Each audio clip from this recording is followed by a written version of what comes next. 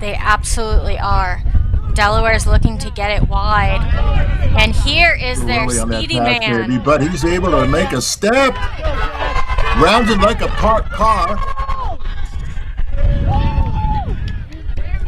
And here he goes. No, the speedy man.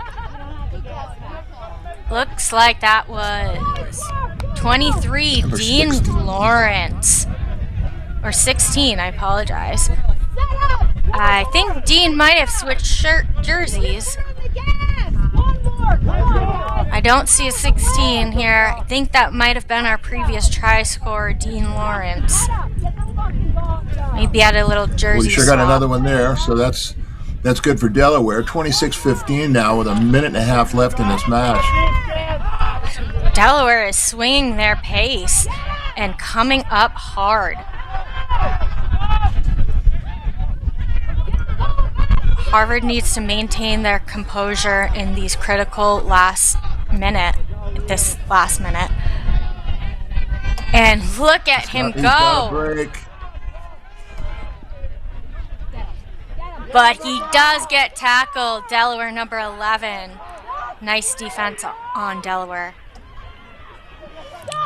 Oh, that defensive pressure from Delaware caused the ball to get a little loose. Harvard does have possession. They're getting it out wide. You can see in the replay right here. Quick ball.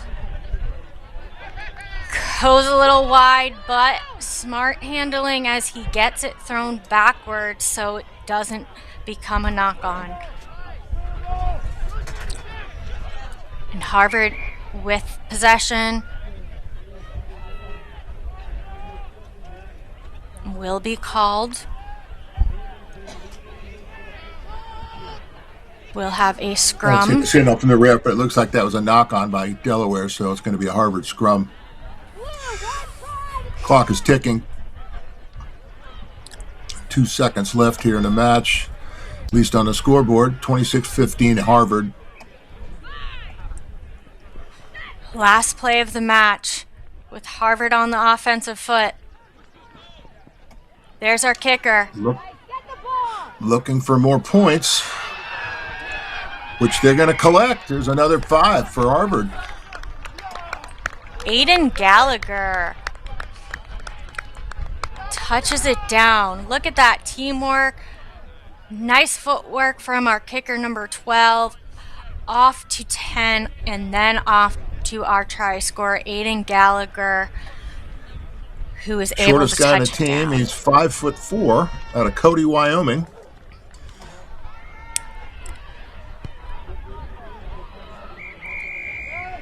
And the kick will not be good. So we will end this game. Harvard 31, Delaware 15. Great effort put in by both teams. Harvard looking very sharp in that match. They deserve that win. That they did. They came back strong from earlier today.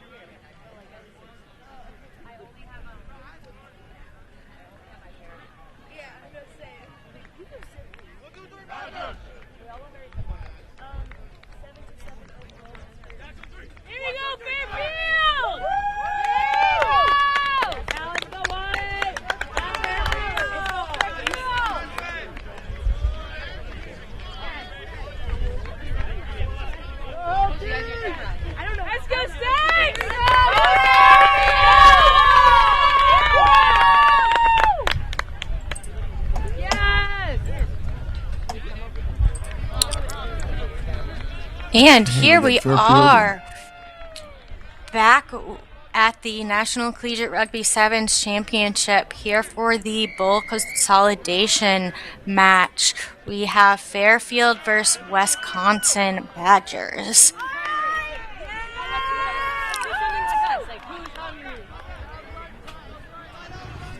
And appears we have Fairfield in the white. They're on the offensive move. Oh, there was a collision there by a couple players. Might need to take a minute there. Yeah, referee's calling time. It was kind of a high tackle, maybe a head contact, so you might have to do an HIA here, the head injury assessment. Something that as a player back in the dark ages I wasn't familiar with. Yes, they protecting are. These players' health now. And they're taking serious precautions now to keep our players safe. As we want longevity in the game, and we want to see these players continue on after college playing rugby. And Wisconsin, the Badgers, they like collisions, they like power, and they like controlling contact. They grind forward, but Fairfield, they're fast, sharp, high tempo, thrive on clean handling, and they pressure defense in line speed. This is going to be a great match between these two teams, and I am excited to see who comes out on top.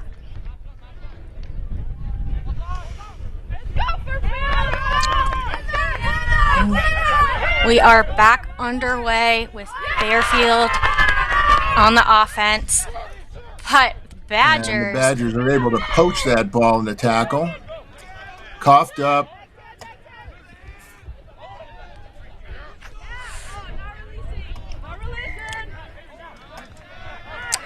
Not releasing.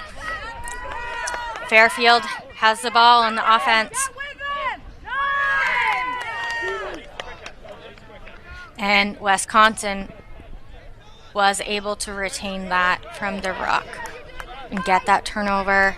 Quick tap and go. 9-6 to 12. I see a lot of white. He was looking for. Another penalty for going over the top there and not supporting his own weight.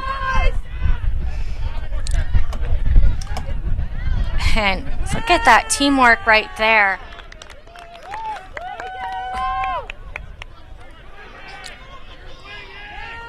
Wisconsin coughing it up there on the sideline to sideline play. Wisconsin, they've had out of their own end. He finds a gap. And another. He's able to split that one. Oh, look at him go. Is he going to get run down? And unfortunate knock on there by Fairfield. No advantage. It's going to be a scrum to Wisconsin. Yes. See, number 9 on Wisconsin, Victor Vescales. Quick thinking, quick passing. Tried to collect it at the end. And they have gotten the scrum. It will be Wisconsin scrum, fed in by their number 9, Victor Vescales.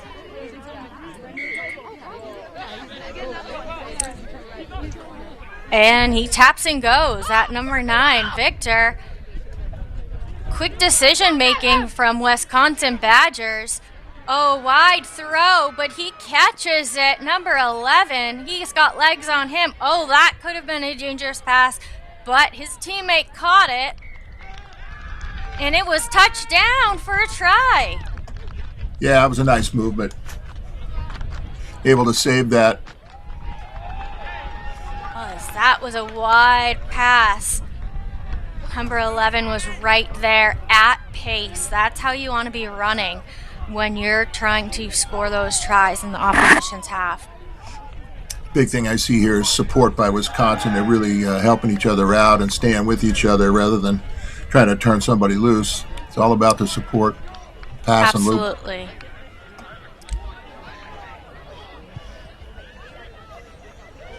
And the kick is good. Nice long one, too. Love seeing those kicks be made from any angle, even in front of the post. But that one was wide, a little bit of a tougher angle, but Wisconsin was able to get it over for 7 points.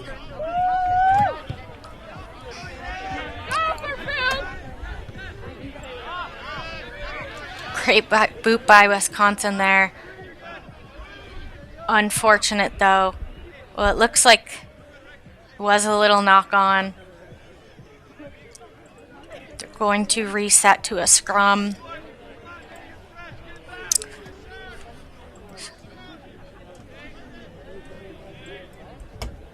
And it will be Fairfield scrum.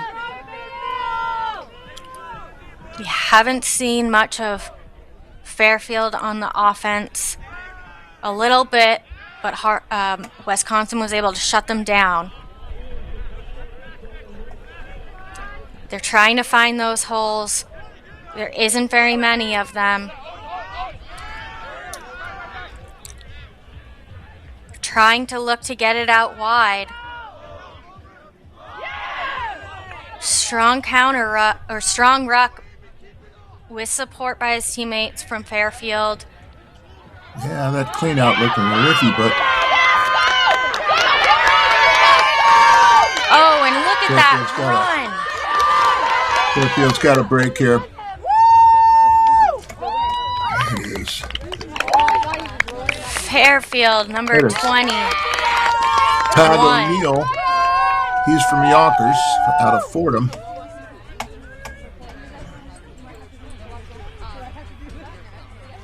Wow, great run, passing through defenders, getting through defenders. He has that speed, he has those long legs, and he touches it down in the middle. No, I know, I'm just calling him. Great work by Fairfield. Dap from the Wisconsin player. It's nice. 7-all. That's nice. That was a much deserved try right there by Fairfield. That has tied up the score with about 50 seconds to go in the first half. Well, they battled back. I mean, it didn't look good for a while there, but to get a break like that really helps them out. See if Fairfield can continue their offensive onslaught. That should have helped their confidence tremendously. And does not go 10.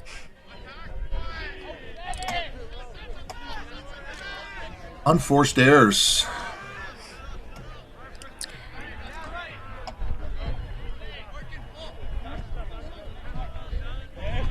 Go get them! Big clean out there.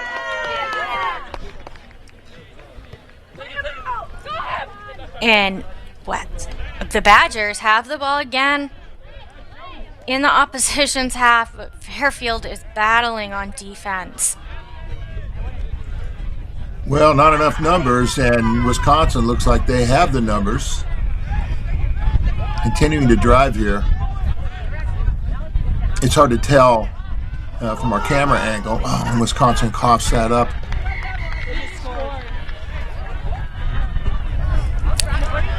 Clock's run out. Let's see what referee says. We're going to have a scrum, or if that's halftime. Looks like it's halftime. And we will break for halftime. No, that was half. Wait, so I want to watch this. You guys want to move? Oh, they just scored. I am.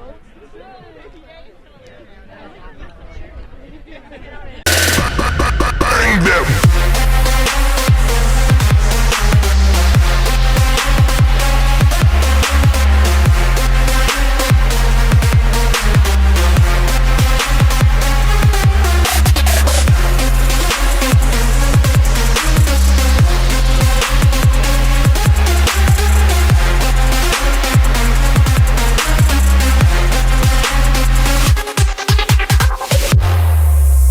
It's been so much fun. I love getting to meet people from different schools and different experiences.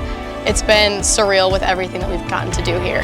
I think my favorite memory has to be the flag bearing before the World Cup ceremony, like getting to walk out there with teammates and bear our country's flag before watching our country play in the World Cup was an insane moment for me personally. One of my favorite memories is probably the bus ride back after we won our first game. It was kind of quick right after we got here, but we bonded really quick with everyone and it was a lot of fun and we celebrated and had a great ride back. Hello and welcome back to the College Rugby Show. The fall season is upon us. We have a brand new division, now 4 men's divisions, 4 women's divisions. We've had that in 7s. We're going to be coming to you once every other week here in this video podcast form. I'm excited for a season of telling college rugby's best stories. We deserve to be here. We're going to keep, representing. That was, to me, the biggest testament for the future of the game.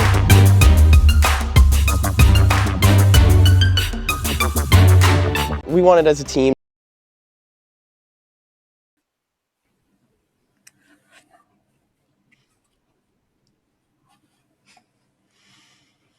All right, Fairfield, Wisconsin, and it's a 7-all match here. Second half about to start. Fairfield to kick off. Deep kick cleanly fielded by Wisconsin. Badgers taking it straight up. Finding a little support there.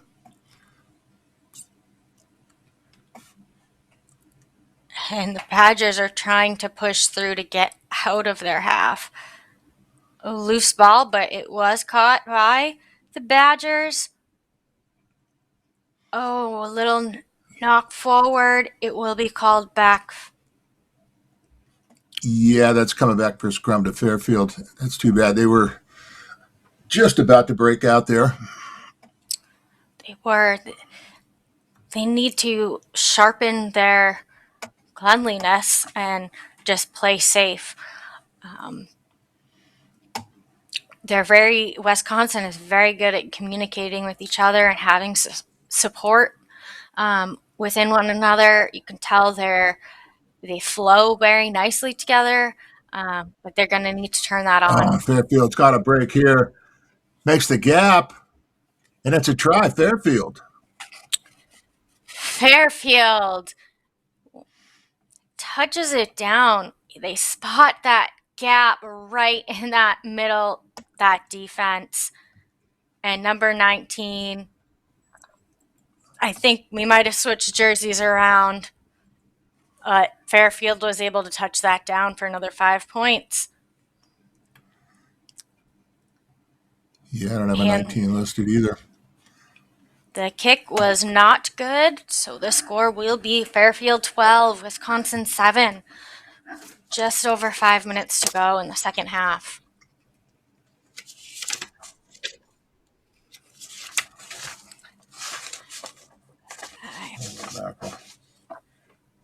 And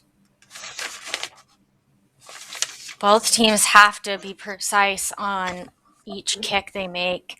Kicks can be costly with 7s. It comes down to just a matter of little number of points. Yeah, another nice high kick there by Fairfield, and nobody going down to try and make the catch on that like Zach Test used to do, or Dan Lyle. Oh, and changed the restart, but Wisconsin.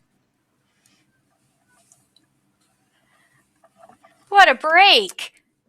Takes that package and runs with it. In for the try. Look at that work rate by number 1, Mark Hammond. Nice offload. The big guy taking the 2 guys on in the tackle, giving it to the speedster. Great try by the 2 of those Wisconsin Badgers to get more points on the board, and they do make their kick. Like we said, these kicks are going to be important. Wisconsin now has the lead by 2 points. A little over 3 minutes left. This is a close match. Is great kick right there.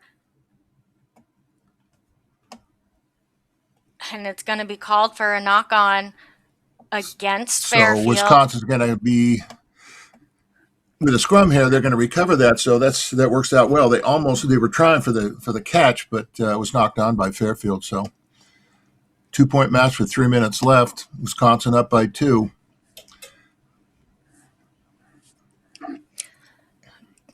Badger scrum half feeding in the ball, quickly getting it out wide. Oh, quick switch pass. Oh, and there's another speedster. And he is Caught very him on the close to the boil, but line. great defense by Fairfield, but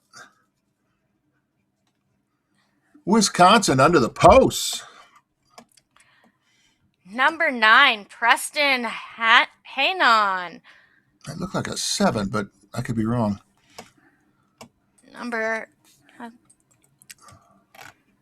Look at that replay right there. Yes, it's 7. Preston Hayon, you're right. Great catch, great run.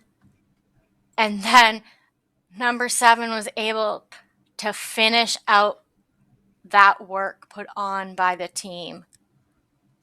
Yeah, great job by him to break a couple of tackles there, too. Great work by the Badgers.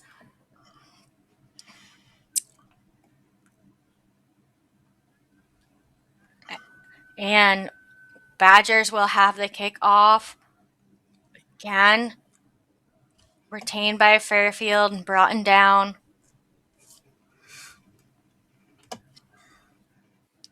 Fairfield gives It's a rare thing you see in sevens for a guy to give up possession like that, but ball goes into touch. It's going to be a Wisconsin line out with a minute and a half remaining.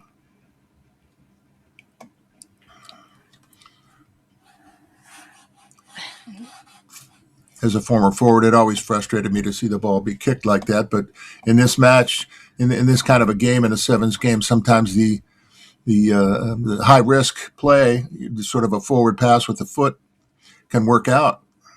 Absolutely. High risk, high reward. Right now, that was a little fumble. Wisconsin bobbles that one, so it's going to be a scrum here to Fairfield in the final minute.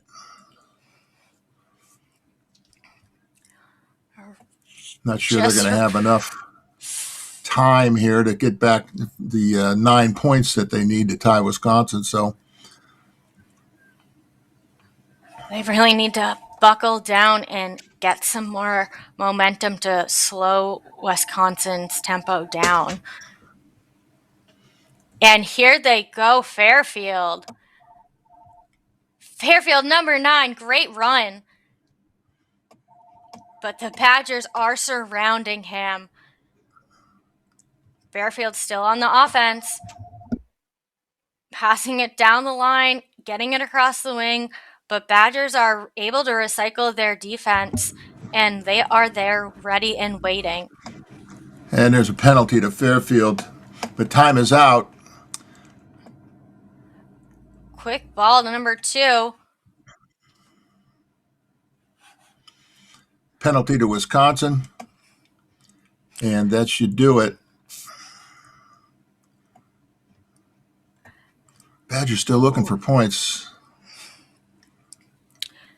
And they're taking going some risks wide. here down in their own end. Able to get a break around the corner there. Is he going to make it all the way? He's looks like he's going to go all the way to the post. Number 12. Making sure that's clear. Emilio De Palm. Nice try there by Wisconsin. I don't know if he was trying to clear power out the end zone there before he touched it down or what he was doing, but it's a nice try out of the post for Wisconsin. It's a wonderful try. They'll be happy to get those more points on the board. And the conversion is good. And we end the game with Wisconsin Badgers 28, Fairfield 12. Great work put in by both teams, but Wisconsin was able to come out on top. Yeah, great job by Wisconsin.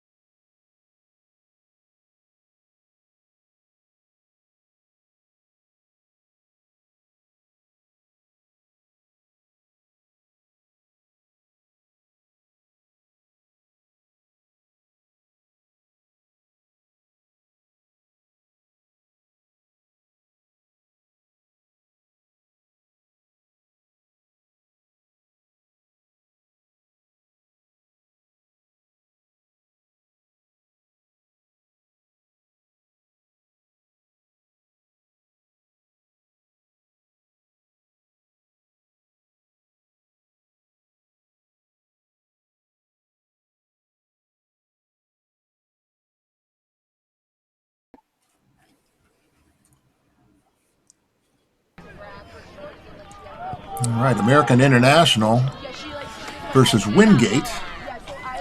Another one of those kickoffs that didn't quite make it. We've seen a lot of those today, Norm. For sure. It's just unforced errors over and over again.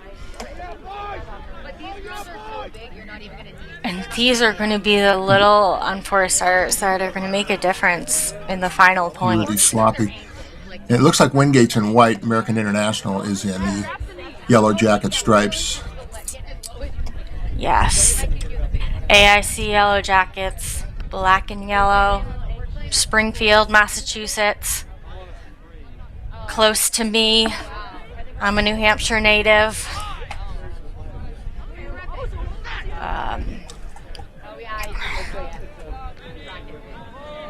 And AIC with the ball again. The ball. AIC on the offense. Number 9 to 2. Quick wide passes, but they were clean. Windgate, they've stolen the ball. Yeah, coughed up in that tackle there, and it's going to be a try for Wingate in the corner. And that was number 7, Santiago Degano Saul. From Wingate, North Carolina. Hometown.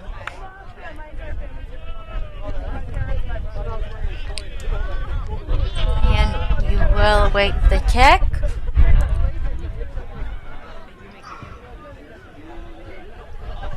And just going to have the distance on that one, so it's going to be 5-0 Wingate. 2 minutes into the match. AIC were looking really dominant, and Wingate were on the defense for the first few minutes, but they were able to steal that turnover.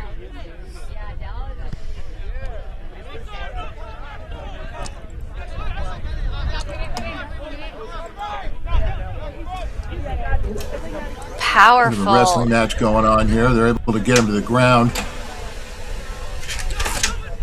Both teams have strong, powerful guys. They all look energized. They all look ready to put in a good fight. Penalty to AIC.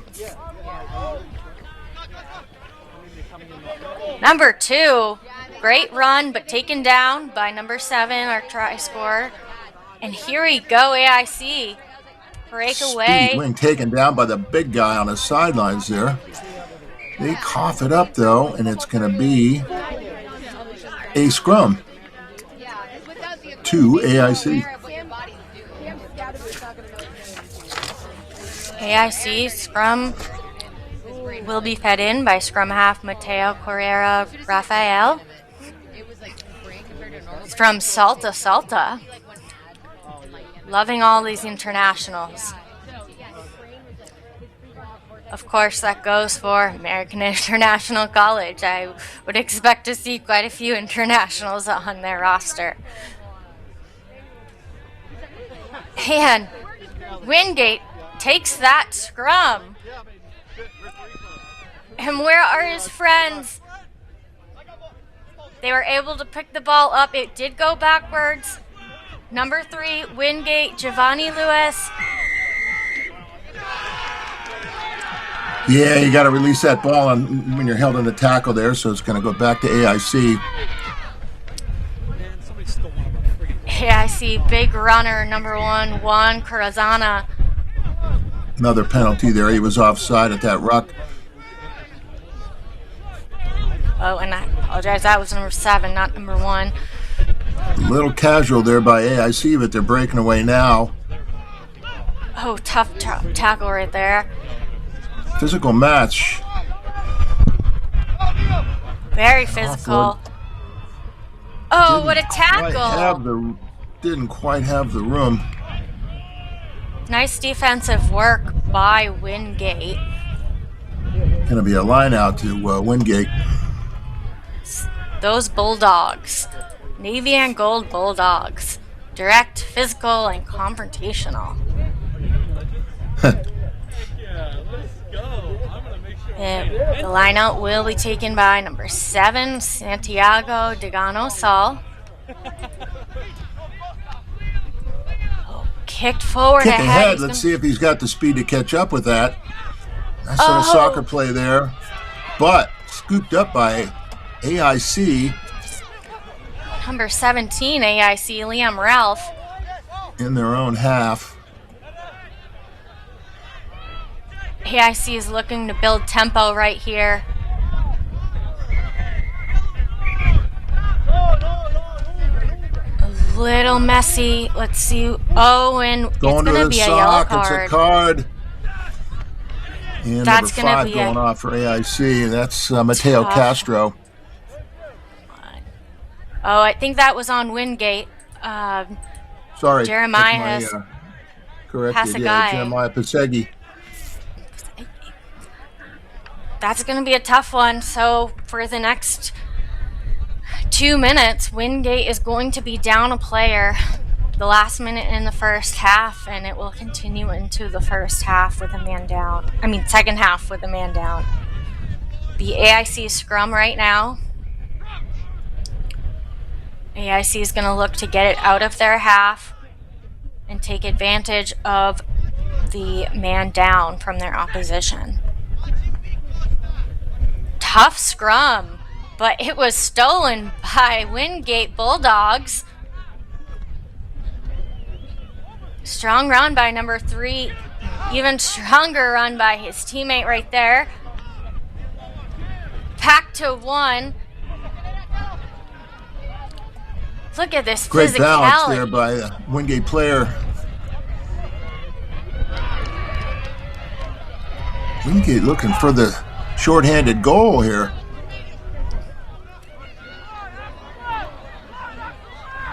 They need to retain this ball and keep showing their physicality, but AIC is...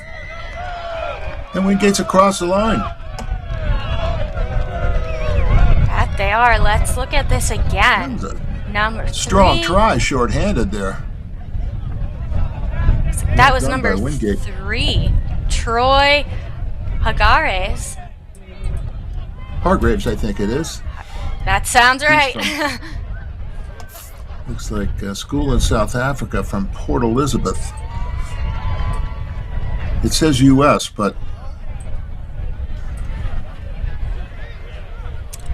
See, and the kick will be taken. Wingate Bulldogs not quite going to make it. So we will go into halftime with Wingate up 10 to AIC 0. And there's still about a minute left with the yellow card.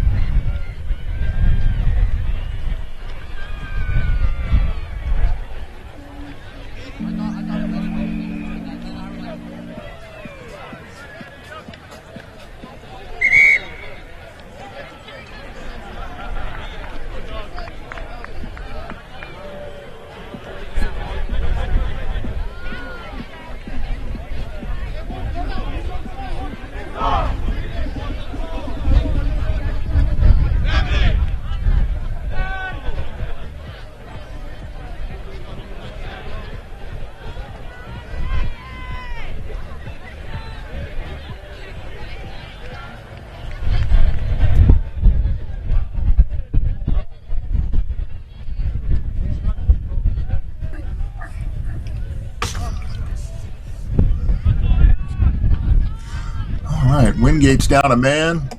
It's 10-0 in their favor. Second half about to start with them kicking off to AIC. Another high kickoff there, collected cleanly by American International. And AIC is going to need to take advantage of this opportunity for the next minute with Wingate's man down. They haven't been able to capitalize on it yet, but I want to see their offense moving forward. Yeah, Wingate's defense here with the man down, they're playing great. They are. A high tackle there. So AIC's got a penalty. Like they're going to go for the line out, which they're going to get just past midfield. You're right, they need to capitalize on this man advantage. They don't have a whole lot of time left in that. Yes. In fact, it may run out while they're getting ready for this line out. They need to get it down the field. They are in their opposition's half. Number 9, AIC, Caden Rivera taking the throw in. And short throw. Yeah, I don't know that that went 5, but the referee's going to let it go. Doesn't go out. Over the top without supporting your own weight. Be a penalty to AIC. Number 9, Caden Rivera is going to take a quick tap. Those line-out plays to the front, it's got to go 5 meters, and it didn't look like he was 5 meters in, but we're going to roll. There's our tall man on AIC, number 7, Axel Strasser. And here's our speedster, number 10. Dancing through the back line there. And it looks like both teams are back at full strength. 5 minutes left. AIC's got a scrum here. Looks like he's going to call in and talk over. They're letting some replacements come in.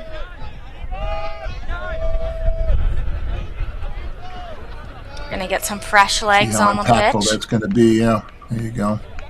Our scrum half, number 9, Caden Rivera.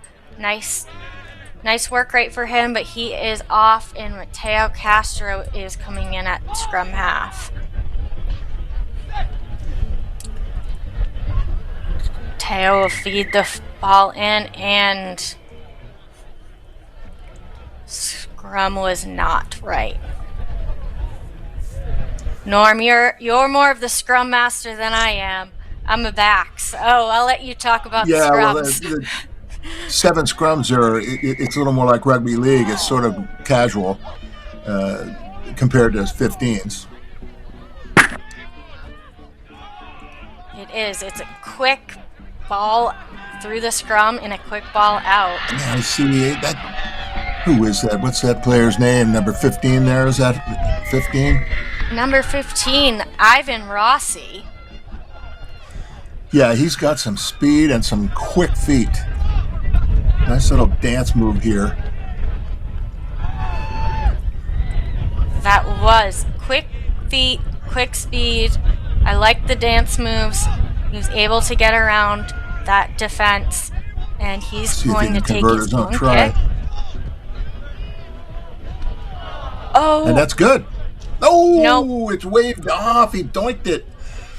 Referee had his flag up, and it hit the post. So it's 10-5 in favor of Wingate. 3 minutes left.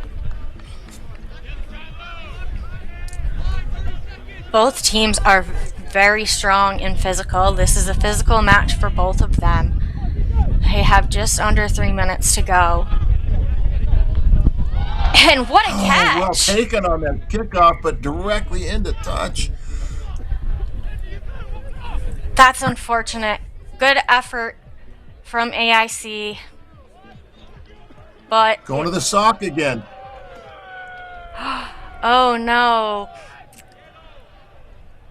This is tough. He's going to have a word with his assistant referee for some clarification. Looks like he's putting the yellow away. Yeah, I'm not sure what happened there. Didn't see a signal on what the call was. No. So did they dodge a bullet, maybe? I'm not sure Wingate right put in. there. 2 minutes left. Wingate put it, and they're up by 5. And Windgate need to get it out of their 22. Oh, a little bobble knock on. Didn't know if The they hot were going to be potato. able to play advantage. It will come back to a scrum in the middle.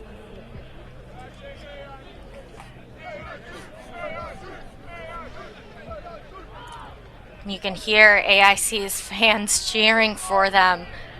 They want AIC to power forward on this play. It's AIC's scrum. Desperately need to convert this into a try. They have the opportunity. Nice quick move by the scrum half.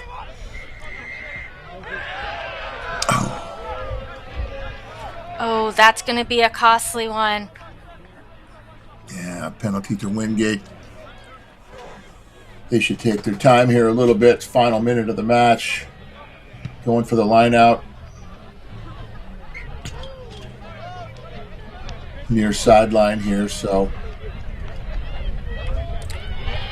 just outside their own 20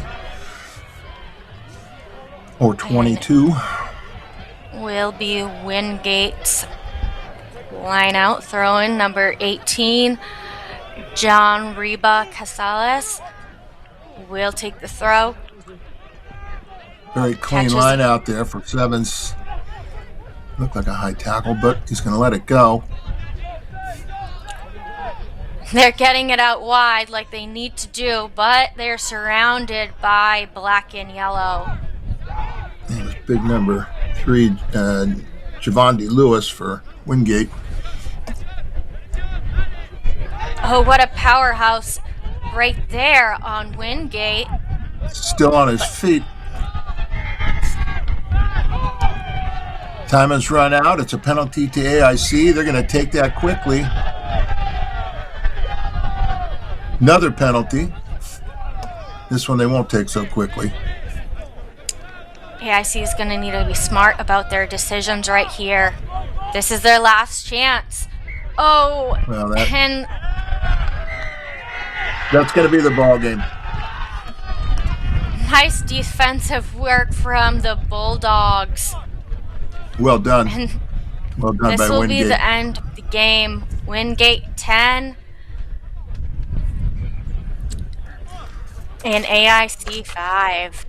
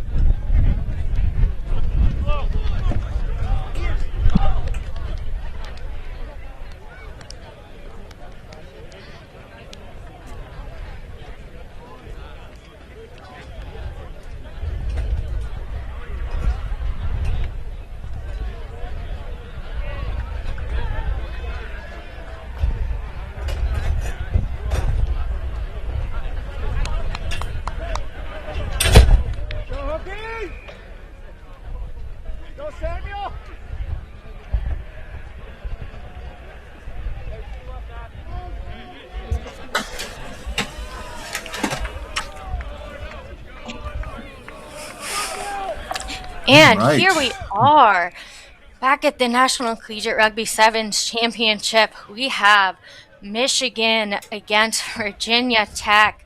Michigan being coached by Christian Menser. Virginia Tech coaches Daniel Zatzev and Quinn Bird.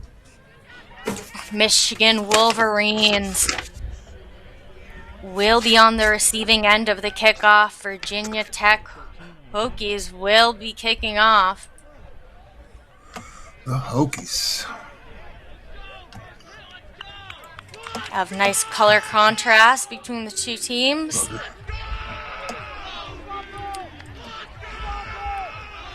Virginia Tech, they're known to be fast, athletic, and explosive. They love width and tempo. Let's see what we're going to get in this game. And it looks like Michigan secures the ball from the kickoff on the offense. Brought down. I see a strong defense on Virginia Tech.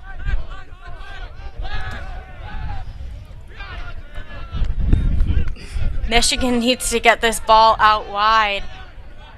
And they're trying. Are they going to do it? There's that defense, strong defense on Virginia Tech. And Michigan can't seem to find the holes. Big collision there. Loose ball, but it was collected by Michigan, and he was brought out of touch.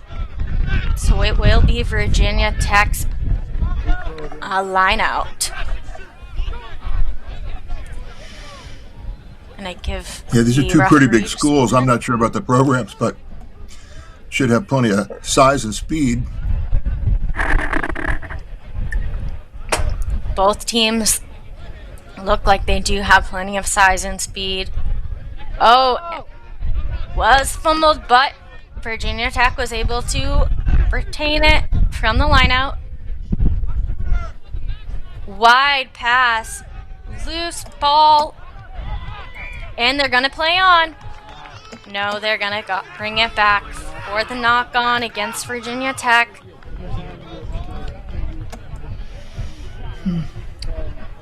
Will be Michigan's scrum, fed in by number 9, Noah Alvarez. Fly half from Holland, Michigan.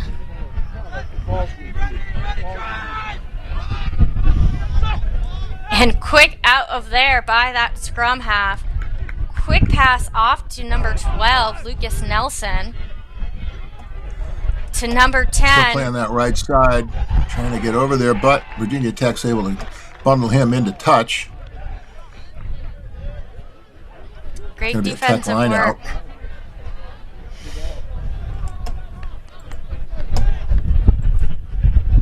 The Hokies need to get it out of their half. Hokies will have the throw in. A little messy right there. It looks like someone fell. But the Hokies still have the ball. Risky business right there on their line.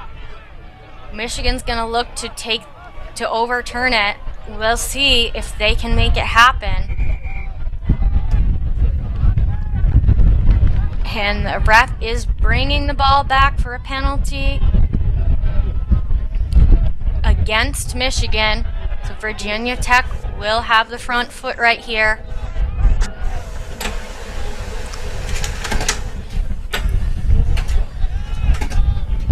He opts for a quick pass to his teammate. Trying to squeeze out something on that sideline, but Score is still 0-0. Just over 3 minutes to go in the first half. This is a tough physical game for both teams. Loose ball there in the corner on the far side. Tech is able to maintain it. They're looking for the holes. Michigan's doing a fantastic job with their defense. Recycling players and having them get set back up on the sides. getting a little loose over there on the far side, but Tech's still in possession. It's critical, and they cough it up for a penalty. Michigan's got a penalty on about the 5-meter line here. Tap and go. And a quick try by Michigan. Touches it down. Great work by Michigan, taking advantage of that opportunity right there. They had the chance with that penalty advantage, and they ran with it. Oh, and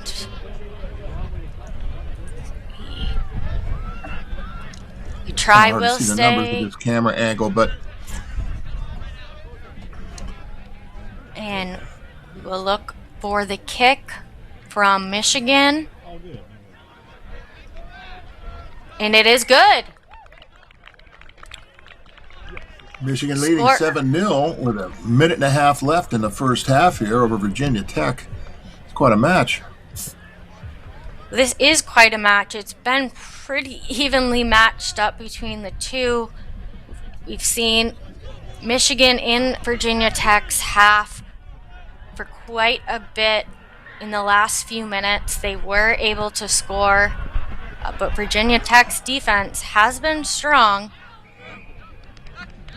And that kick, again, didn't look like it went 10, but the referee's going to let it go, and then it was knocked on. Going to be a scrum to Virginia Tech. Final minute of the half.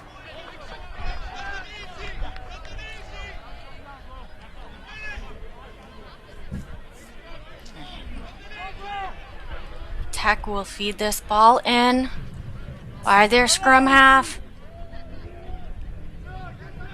And Michigan's defense.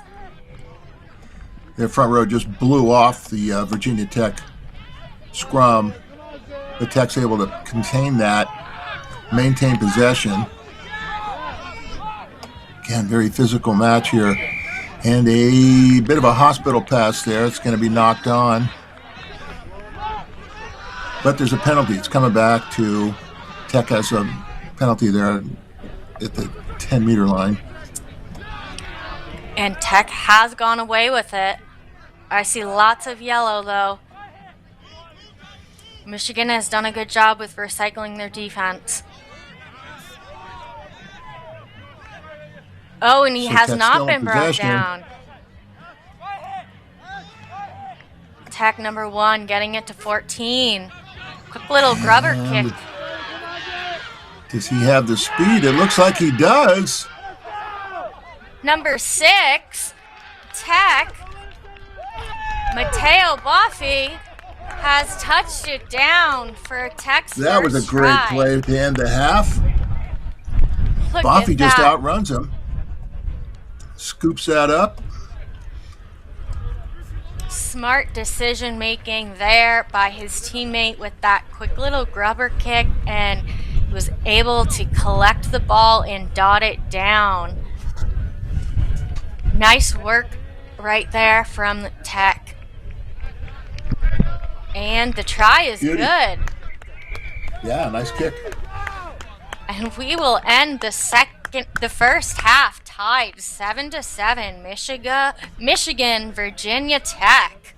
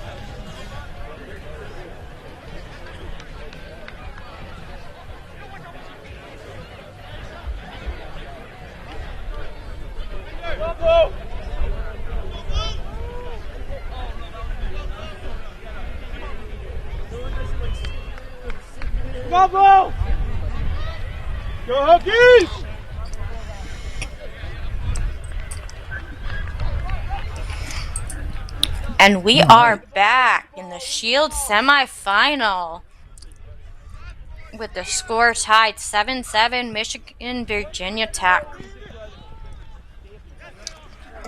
Nice take there by Tech. Still powering forward. Oh, and a quick pickup.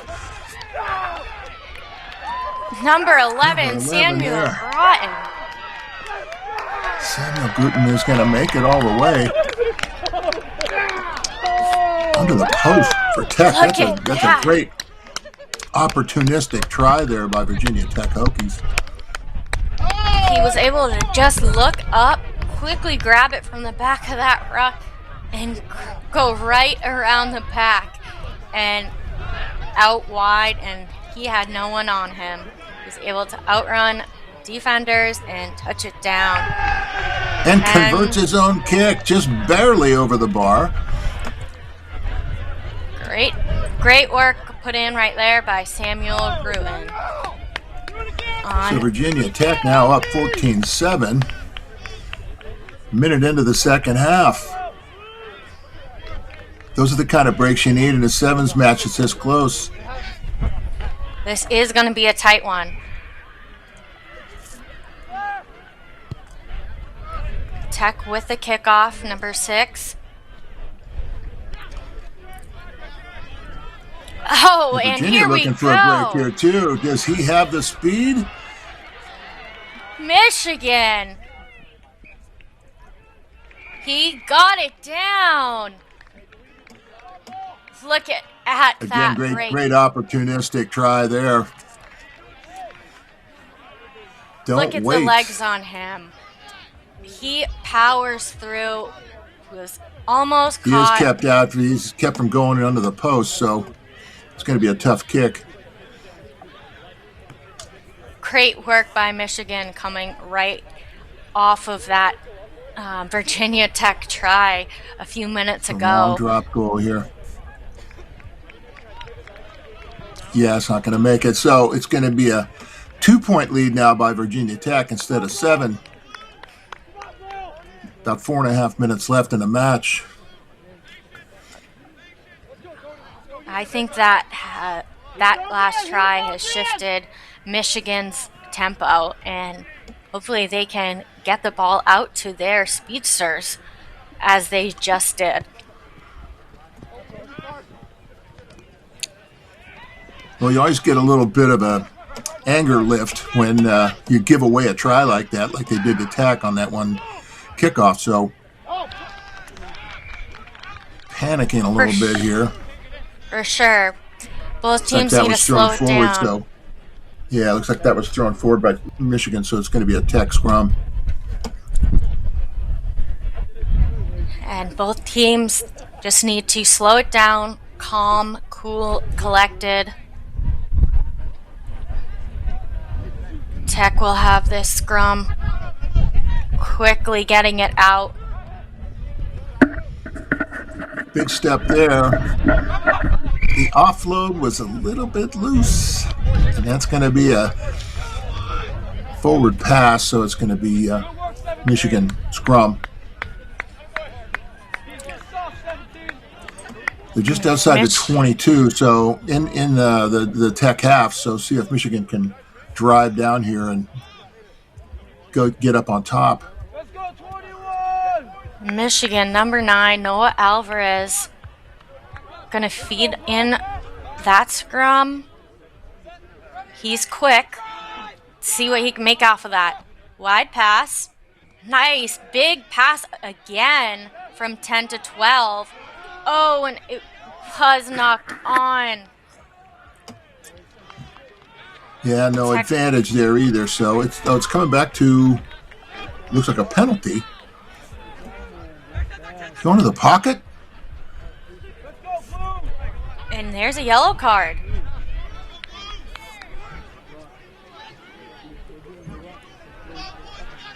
All right, and Michigan's going to take the scrum here. And I thought I saw a yellow card, but I am mistaken. It had yellow all card. the motions of it going to his pocket like that, but apparently not. So full strength, 2 minutes left. Michigan with a penalty. They take the scrum. Oh, the power right there from both teams. Quick dart through by the scrum half, and he's out to the center. It was James Callahan there, the center, number 12. And here he is Under the again, 5. close to the line. He has the support. Can they do it? It's going to be held up. Not quite over the line yet. Look at that Tech's Hard to tell. They're about defense. 5 meters out here, and they really need a gap. They do. Tech's defense is holding tight, but here we go. Not quite over the line yet. Now they are. That's a try for Michigan. That's a great try. Team try Great there. work. See that effort right there. First by number 10. Picking it back Support. up. And he touched Coming right it off down. that rock. That's great play.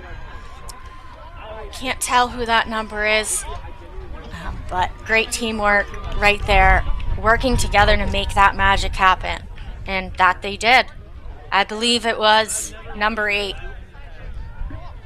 who looks to be kicking his own, Maximo Nelson. And the kick will not be good, but Michigan is now in the lead, 17-14, with just over 30 seconds to go in the second half. Well, both teams have the ability to change each team's tempo. Yeah, Michigan not in a big hurry to start this kickoff here, but they do. They get a nice high kick, fielded by Tech. Not a lot of time for Tech to make up a deficit of 3 points. No, but they do have some speedy guys on their team if they can get it out wide and find the gaps, but Michigan's defense has been solid. And Tech has Very the much ball. so. Looking for the support of his teammates from Tech. Oh, they got to get it out of there. And that they did. But it's going to be a little risky here. It's going to be a line out, but that is going to be the ball game. And that was a tough decision for Virginia Tech. But Michigan leads on top, 17-14, Virginia Tech. Great effort by both teams. Physical match, but Michigan came out on top.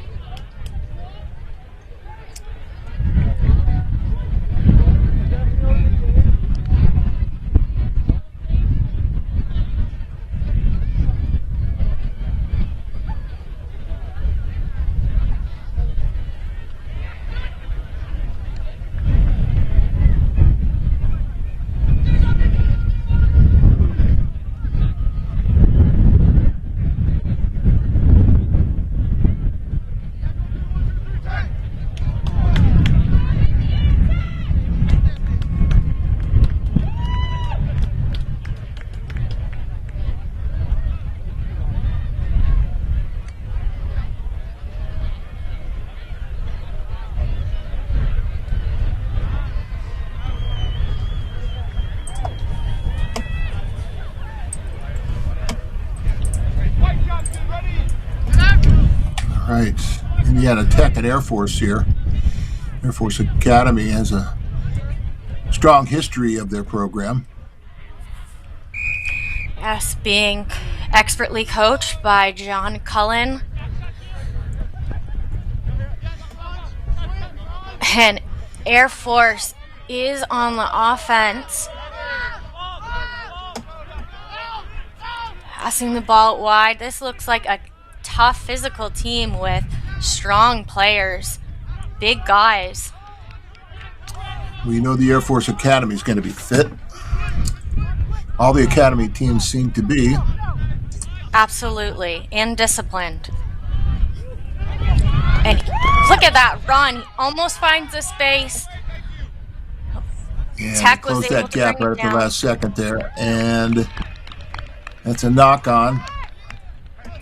Going to be a scrum to IT.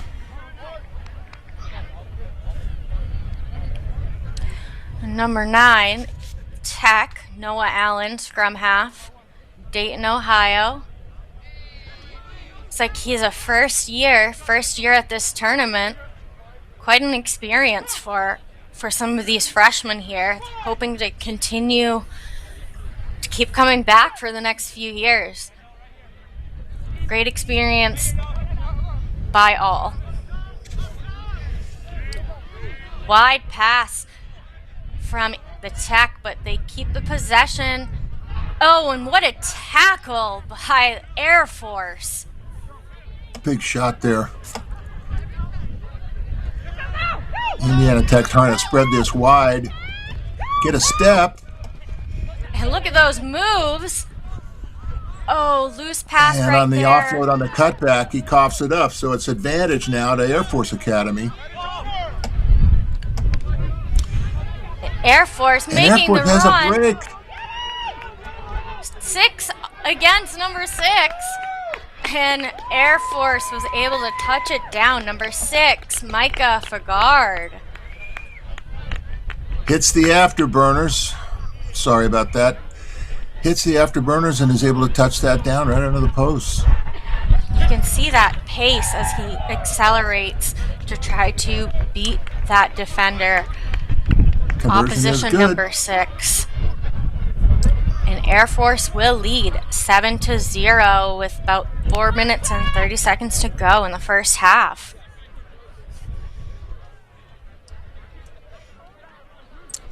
Yeah, that was quite a run of play there.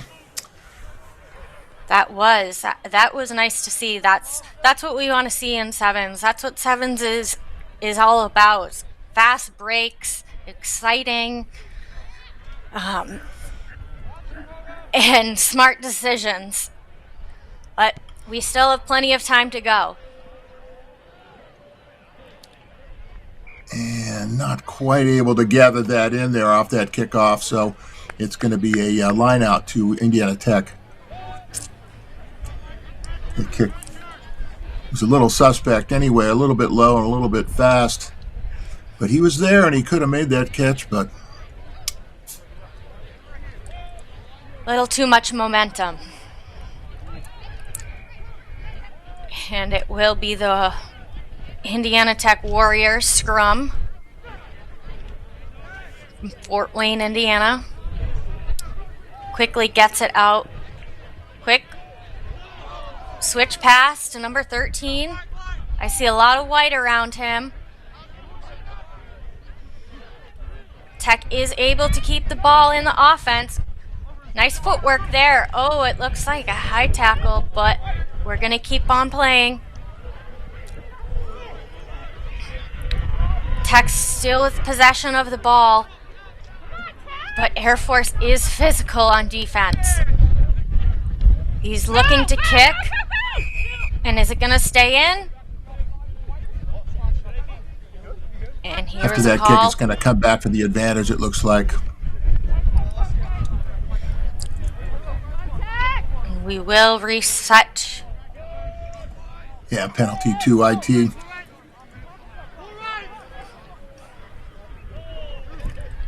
The Warriors ready to go. Battle it out against the tough Air Force Academy. This is a physical match. Both teams look fit, strong. They need to clean it up and both teams need discipline. And look at that run. Virginia Tech on the outside. Does gain some meters, but penalty will go to Air Force. Oh, it will be Air Force's scrum. I apologize. Yeah, it looks like playing the first knock on. I'm still not sure whose first knock on it was. There we go. It's an Air Force ball. I hope the weather holds out. Looks like it's starting to get a little windy, dark clouds, but rain won't hurt anyone. And the ball will be called back. And Tech will do a quick tap and go on a penalty. And wow, look at number 3. Oh, and he drops it, but it was collected by his teammate 18. He's a big load. That's Jack Visconti, the second row. And we have 6'2", support. 230. Number 15 retains it. Here. That ball was knocked down when he went to pick it up. That was unfortunate. Let's see what. Final minute of the first half, 30 seconds left. Tech's got a big shot here. Referee picks up the ball. Is he going home? Looks like it's halftime. Having a quick word. Looks like with the captains. And it will be halftime. We go into halftime with Air Force 7, Tech 0.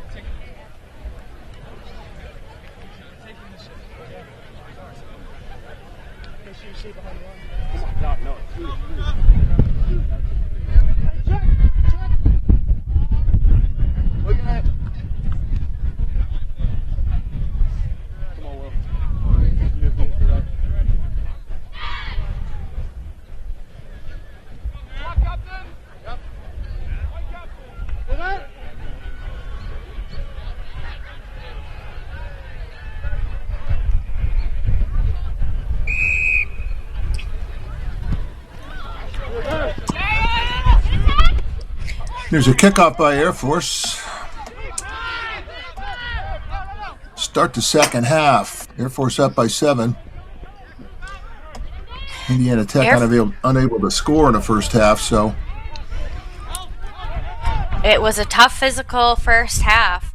I expect the second half to be the same. Oh, what a stiff arm back Nice tackle. offload. And Air Force is going to go onto the sticks for another try. Number 6, Micah for guard. That was great determination and intent by Air Force. We know they have the discipline, and they showed it right there, and they also were able to convert their kick, bringing the score 14-0, Air Force in the lead.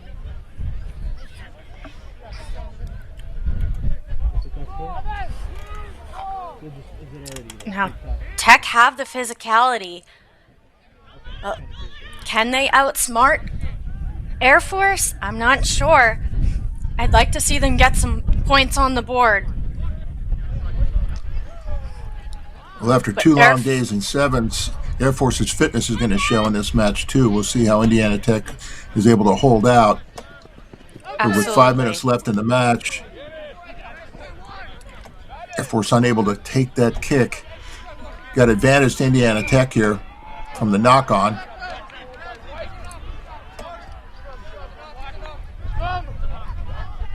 I thought that might go back to Tech right there. Yeah, it looks like it's going to be a scrum to Indiana Tech. Tech number 9, Noah Allen, scrum half, Dayton, Ohio. He will feed the ball in.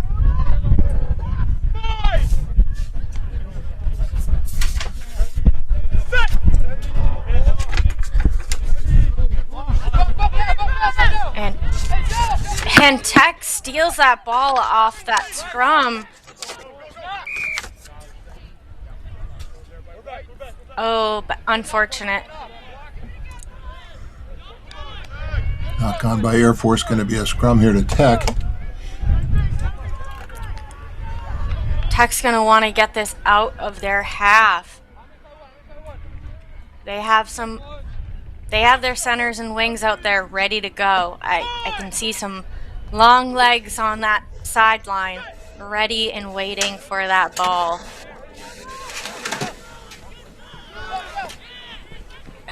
And that was a little tricky there. Messy scrum. Tech is going to get it. Tech has opted for the kick, and it is in. Retrieved Air Force going to try and run it out of their own end here. And you can see the speed on that outside wing right there by Air Force. Another. Looks like it's going to be called back for something. Looked like he was away, but he was called back. Must have stepped out of bounds there somewhere, or it's... What is this? Looks like it is a line out. Yeah, he must have stepped out, so it's going to be an Indiana Tech ball. Ooh, that was a tricky line out. But Tech have the possession. They're in their opposition's half. I see a lot of white shirts. Black and red are ready, and he's kicked it forward. Yeah, Tech's really desperate to get back in this match. They only got 2 minutes or 2.5 minutes left, and he punched that down into the end zone with nobody there to collect it. So, yes, it's hard to make opportunities out of not much, but they're trying. They're keeping their energy in the game, but Tech's discipline and fitness is showing in a good way. yeah, I was confused about them taking a scrum on the 5. It should be a dropout. That ball went through the end zone. And Air The old Force, 22-meter dropout here by Air Force. number Just 10, inside 2 Dakota minutes left in the Faulkner. match.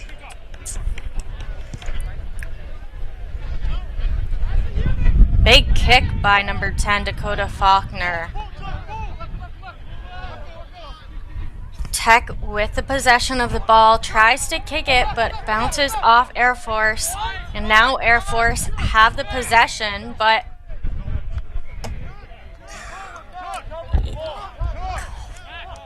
Air Force is going to keep going forward. Quick tap. Another offload to number 6. That's a hat trick for him, isn't it? I believe it is. Micah for guard. Look at that. First by number 10, right off to number 6, Micah for guard. Just able to outpace those 2 defenders right in front of him and touch it down. No problem. Beauty. Conversion's good. 21-0 in favor of Air Force over Indiana Tech. 43 seconds left in the match. And Air Force's discipline and composure, that's what's showing. It's paying off after a day and a half of sevens rugby. That's going to be an advantage for Air Force.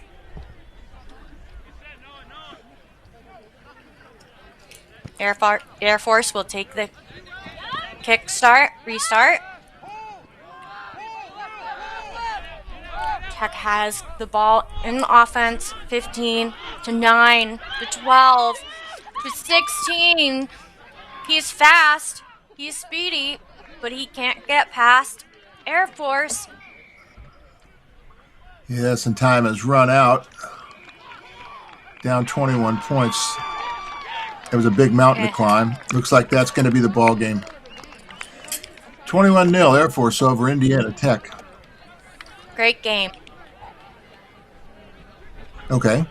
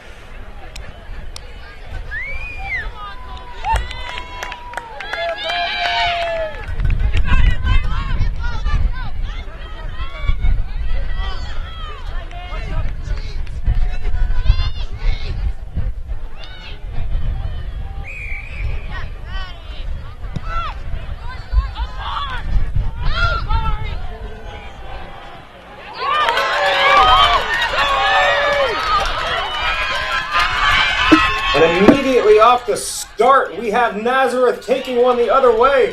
A dangerous tackle there on the chase, though. And Colby stops a try, but at a cost of a yellow card. That is going to be a huge change of play here. I believe that was number 17, Maribel Haber. I'll make sure on that for you. That went down, saved a try, but is going to be out on the yellow. And Nazareth on the attack with the extra player now.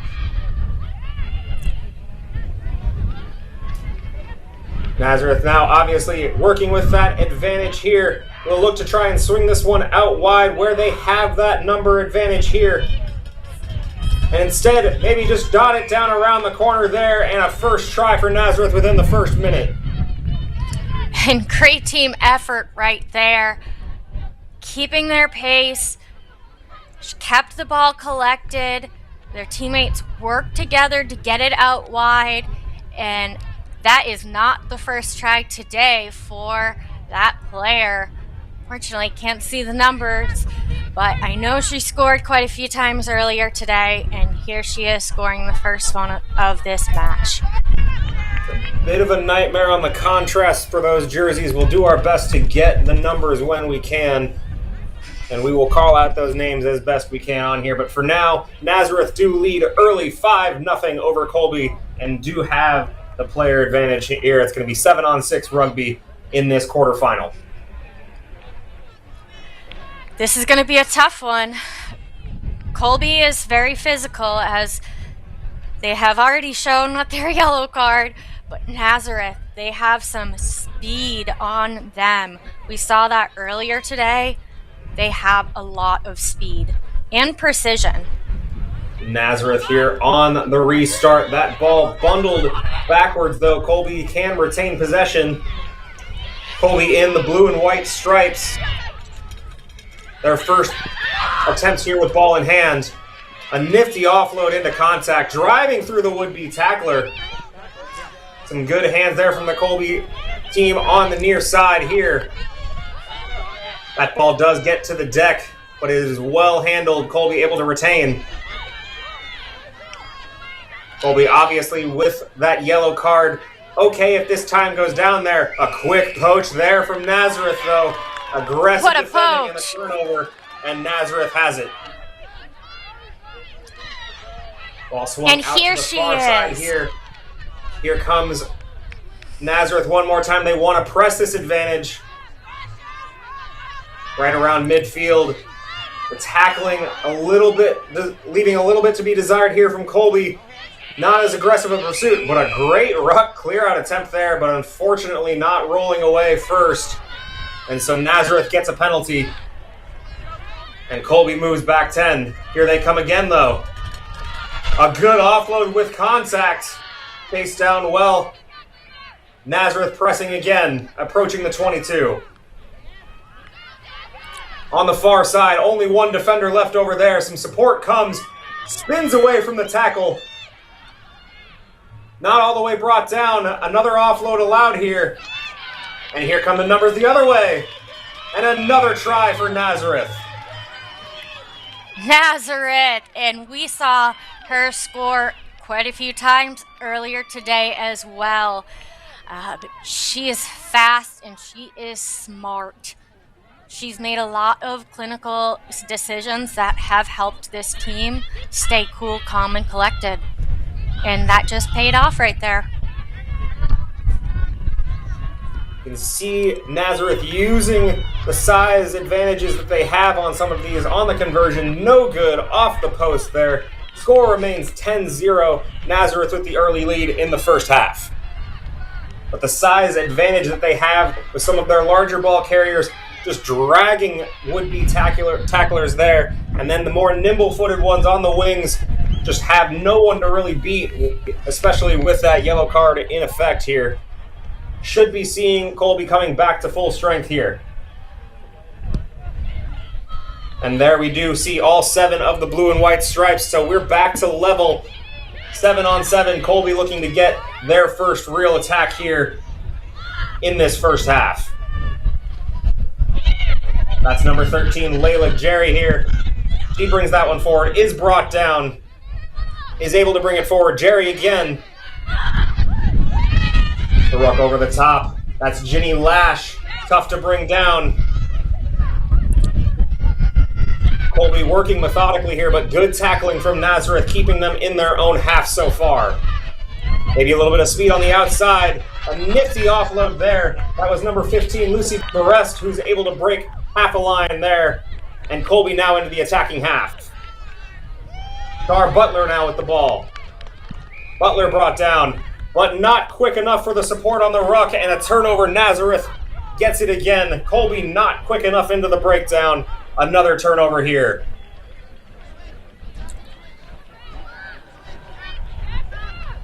Nazareth gets going again.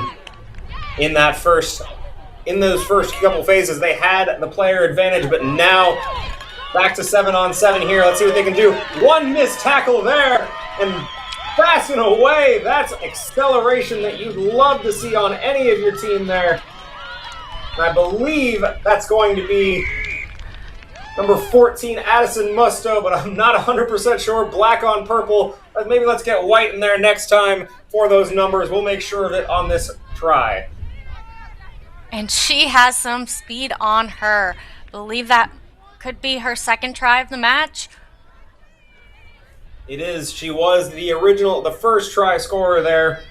And so now Nazareth, with 3 tries to their name, looking to get their first conversion of this half. And that ball is up, and it is over. And You here can see is on that. this replay one more time, Katie. Look how quickly she just gets moving and no one able to catch her, right? A little bit of a loose ball, but the hands on Nazareth are clean, and she's just able to break away and find open space with no defenders, and she touches it down. Great On the teamwork right restart there here, by Nazareth, Nazareth. a low deeper kick. This is taken here. Clock is reading red. But Colby looking to get something before half here. Probably their last attacking play. Referee deemed that was a knock backwards. So Colby retains. A quick drop and a go again, and that was clever there from Colby. But pursuers behind, and she is brought down. That was number 17, Marble Haber. Not able to go all the way to the house, but Colby now in an attacking position. Ginny Lash trying to knock her tackler away. She does win the penalty. And now here comes Colby again. That's Hannah Jacoby. But this one's going to be stopped. Here, a yellow card going to Nazareth here at the death here in the first half. And so now going into that second half, there will be a player advantage for Colby the other way. But Colby still has business to attend to in this first half, looking to put points on the board and change the story going into that halftime talk. That they are, and Here's Colby the will restart. take the restart. A high tackle there off the shoulder, and that one is also going to be called. Another penalty here. Colby moving into the 22.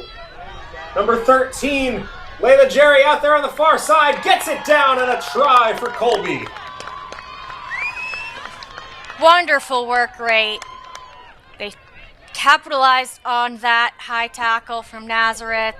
13 pushed through the defender and was able to touch it down. And the kick was good, so that will bring us to halftime. Nazareth 17, Colby 7.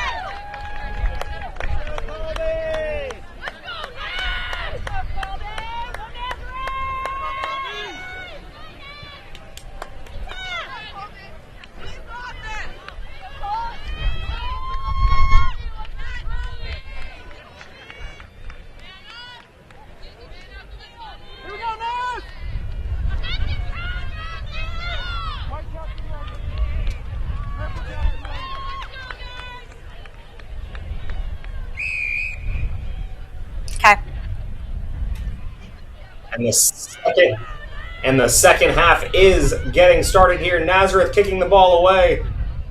It does find the ground, but it is going to go out into touch. And so Colby will start here from that far sideline. Colby in the blue and white, now going left to right. Nazareth in the purple and black, going right to left. Our first line out of the match here.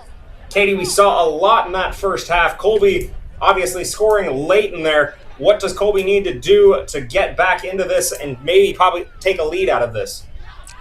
Colby needs to show structure, discipline, and control. They love shape and control, but they need to show it. They need to have strong defensive organization, thrive on patience, and here we go, Colby. This is what they're doing, and they found that hole. Number 8 touched it down. Rachel Albert there with the try. The woman advantage with one in the sin bin over there. And immediately that's exactly what you need coming down 10 in the second half. Rachel Albert is the next try scorer here for Colby. And now we've got ourselves a match. Conversion did not go through, so it'll stay at 17-12, but now it's a one-possession game. Nazareth reeling here a little bit, still with that one player down, it looks like. That was it looks like that one is coming back on, so now it is 7-on-7. There's the restart. Colby kicks it away. It is short, but it is fielded well. Nazareth on the break, as they did on the first kick of the game, able to break through that line immediately. Colby does bring her down. Ball is knocked down, but with the feet, going to be kicked forward. Colby improvising here, deep in their own half. That's Layla Jerry, try scorer there, with some support. Now Colby will look to carry it out from their own side. A little bit of interference there on that pass, but Colby retained. I see some holes right knocking here. Through a couple of would-be tacklers again. And support there. Colby is now away. That's number 9 there, Frances Smith. No one's going to catch her, but a big carry there from her teammate with a stiff arm to boot. And Colby has tied this one up. What a great try. Number 9, Frances Smith. Let's watch this again. Look at that stiff arm. She just plows that defender down. Great tackle by Nazareth, but Colby was able to pop it off to her teammate, number 9, and she had a wide open field. And they are back in the game. Not just back in the game, ahead with the conversion now. Colby up 19-17. This game has immediately been flipped on its head. That line break right before half, allowing Colby to get not only a try, but a yellow card, and then scoring 2 in quick succession here in the second half. Nazareth need an answer. On the restart here, it is going to go out to touch. And we are going to have, it is going to be a penalty here, and it looks like a line out for Colby. Nazareth need to turn this ball over. Right on the half line. Colby retained the line out. Here comes Colby again. They've been able to exploit this end, and they do get around one more time. Looking for some support, but she didn't realize she was all the way through. Dragged down one more time. Here's Jerry. Jerry now, an attempted poach, rocked cleanly away. Colby with some support. Looking to add more here. That's Ginny Lash. The deadly stiff arm again from Ginny Lash, and she has herself a try. Look at that work rate right there.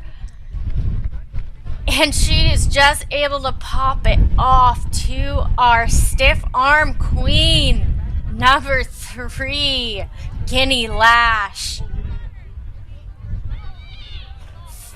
And the tables are turning.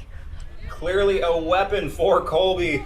Ginny has been tough to bring down. The conversion no good, but that does matter here because now it's still a one-possession game. Nazareth, with a try and a conversion, can tie this back up. But 2 minutes left. Nazareth need to find an answer. They have been silent offensively since that yellow card in the first half. Yes, they do. Nazareth need to find some space. They have speed, but they need to get it to their speed. Nazareth field the deeper restart kick. A couple Colby defenders bringing her down. A couple of improvised offloads here and passes. A broken tackle there. Nazareth looking to execute here. Inside their own half, still in the second half, down 7. They've led most of this game, but now are chasing the game here a little bit. And that is a deadly turnover right there. That's going to be an obstruction. She tried to throw her hands up in the air, but that's not enough anymore. That worked back in the 80s, but it doesn't work anymore. And now Colby can see this game out if they play some smart rugby, play some possession here, or even get more points with a line break just like that. Some broken tackles from would-be defenders there. Number 17, Maribel Haber out of Belmont, Massachusetts, puts the cherry on top for Colby.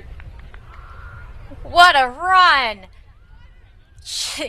Colby, Nazareth was not paying attention right there, and Maribel was just able to break away and had no one in front of her. Colby is on fire right now. That is 31 unanswered points for Colby, most of them coming here in the second half. The Nazareth defense just porous here in the second half, and it's costing them dearly. Clock goes red on your scorebook here. Possibly one more possession here for Nazareth, and see if they can get some pride out of this one. But this one looks like it is wrapped up here. Nazareth pushing around for the corner. A dropped ball, but it is deemed to go backwards. Nazareth keeps. Tackler drives her towards the line, but she's able to get that offloaded. Numbers for Nazareth if they hurry off to the far side, but down to the boot now, and here to see a pursuit. Two Nazareth chasers there, easily outstripping Colby. Should be an easy scoop. One more kick forward and a dive on this ball. And Nazareth does get that pride try at the end here. Wow, that honestly just gave me goosebumps. And a great pursuit. That was a great effort by Nazareth at the end. Way to finish the game out with getting some more points on the board. Honestly, I got goosebumps watching that. Great effort, way to stick with it. They could have given up, but they did not. And that is the official end there. Nazareth gets the final try, but the celebrations belong to Colby, and your final is 31-22. Colby moving on. Wonderful game by both teams.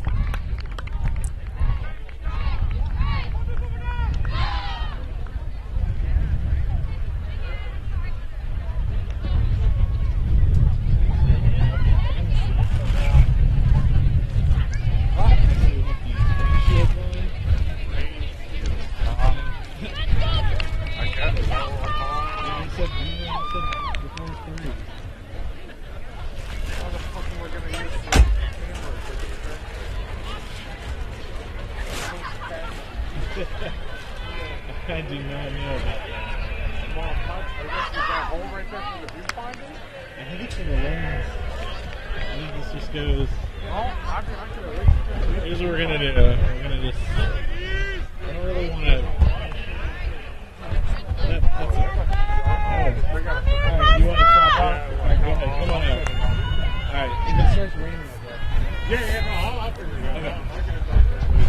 Right back into the action here on field 13. We've got Drury University and MiraCosta College. Drury in the red and black going left to right. MiraCosta in the white going right to left. Another quarterfinal matchup here in the D3 bracket. I'm good. I'm good. We are about to get started. Drury is going to be kicking this ball away. There's the whistle, first kick here. Low kick into some open territory. MiraCosta cleanly fields it here and drives forward. That's number 8, Heavenly Afasi. She's able to get a little bit through. That offload not handled cleanly, but safely enough. What a steal right there. Number 13, Jordan Daniels, and Drury have the ball inside the 22. And a penalty to boot. Drury able to capitalize here. A tap and go. Drury attacking. But the offload comes and surprises her teammate there. That one goes backwards. Drury retain. Support there. A good attempted clear out there. MiraCosta using that physicality. But a would-be tackler driven down Avery.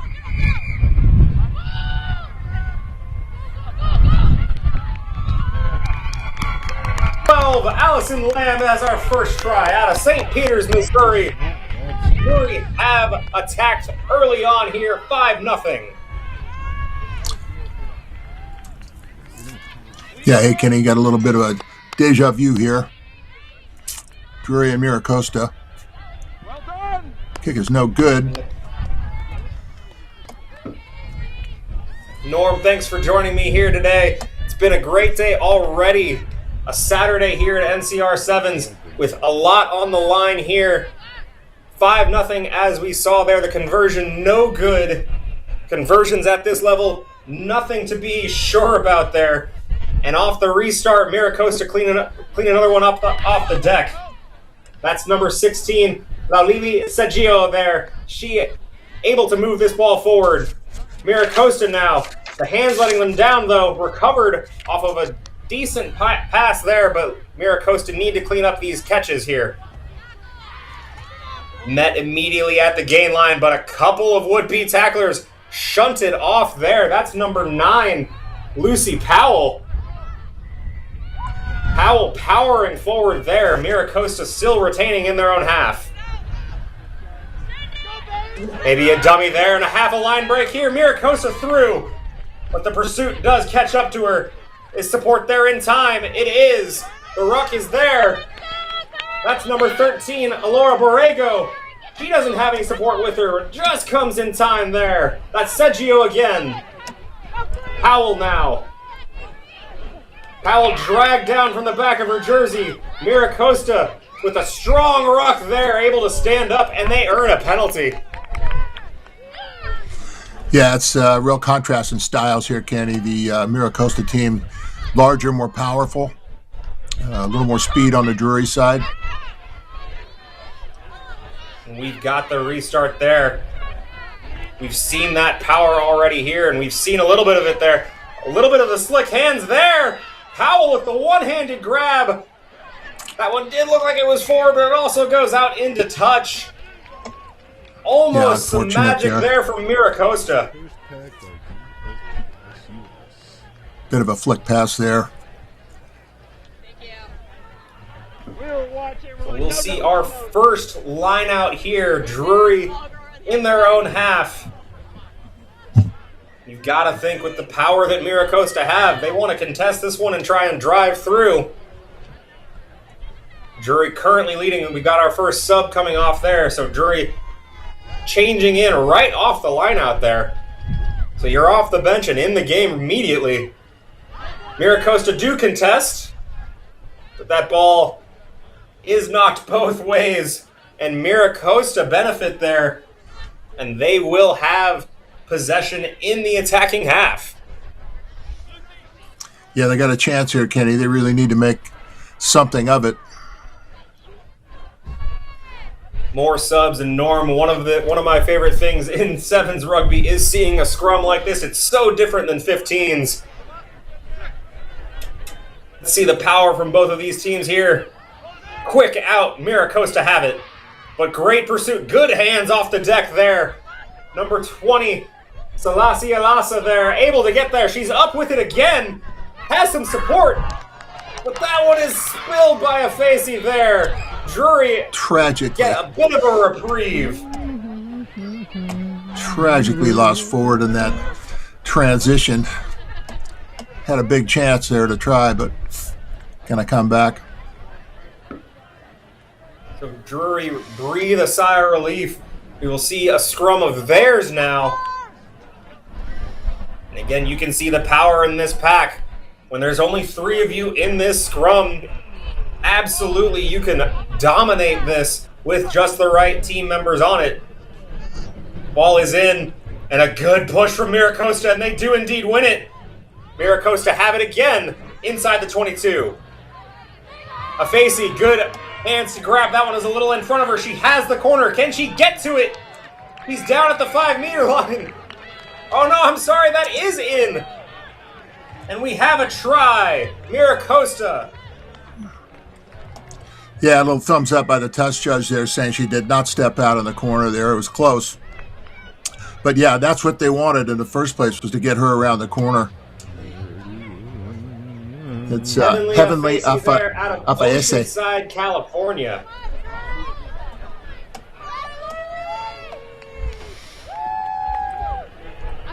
Be a tough conversion from this angle, let alone in sevens where you've got to drop kick it in. Decent distance, but it's not going to get there. We stay at 5-5, tied up here late in the first half. Yeah, about 30 seconds to go here. It would be the last play off this kickoff. So we've seen a lot from both of these offenses here. MiraCosta maybe imposing themselves a little bit more as this half has worn on. They've got the physicality, but do they have the fitness to do this in the second half as well? That ball is restarted, well gathered by Drury. That's number 14, Amber Shetter. And a penalty is earned there. Drury have it now.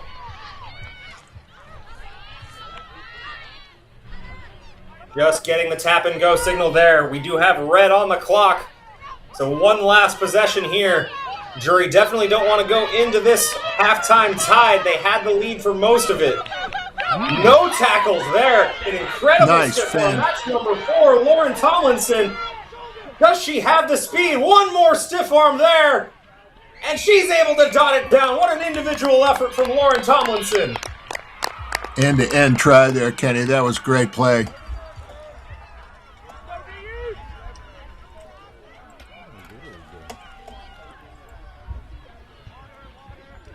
Not one, not two, but 3 stiff arms in this one. Tomlinson using all of that frame that she has. Nobody able to bring her down. The conversion is no good, but the lead is still good. It's 10-5 at half here. Haven't been quite been called yet. Have to assume we're going to get called. We are getting called at halftime there. A great first half from both sides. Drury able to get that lead back here. 10-5 into the second half in this quarterfinal.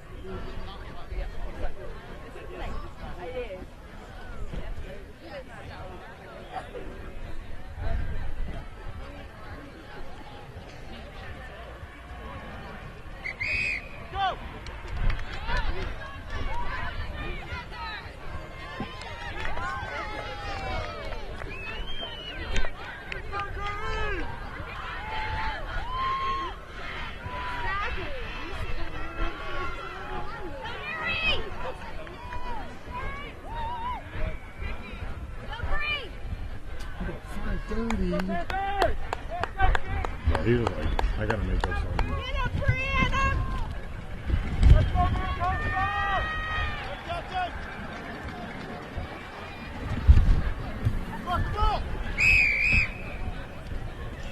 The second half is about to get started here. Mira Costa kicking it away, trailing Drury University 5-10. Drury in the red claims this one clean off the kick on the restart. An attempted poach there is well handled. Drury able to get to it. MiraCosta has been aggressive in the breakdown, looking to get to that ball. But a half-line break there, and more speed. Just like the end of the first half, Lauren Tomlinson gets to the start of the second half with a try. Yeah, she's got a brace of those. She's got a bunch of those today, Kenny. She's really a good player to watch. A lot of fun. Power, speed, grace. Dangerous whenever she's got the ball in hand. MiraCosta need to find an answer for her because she has torn them up in just the last minute or so of gameplay here. 10 points on her own.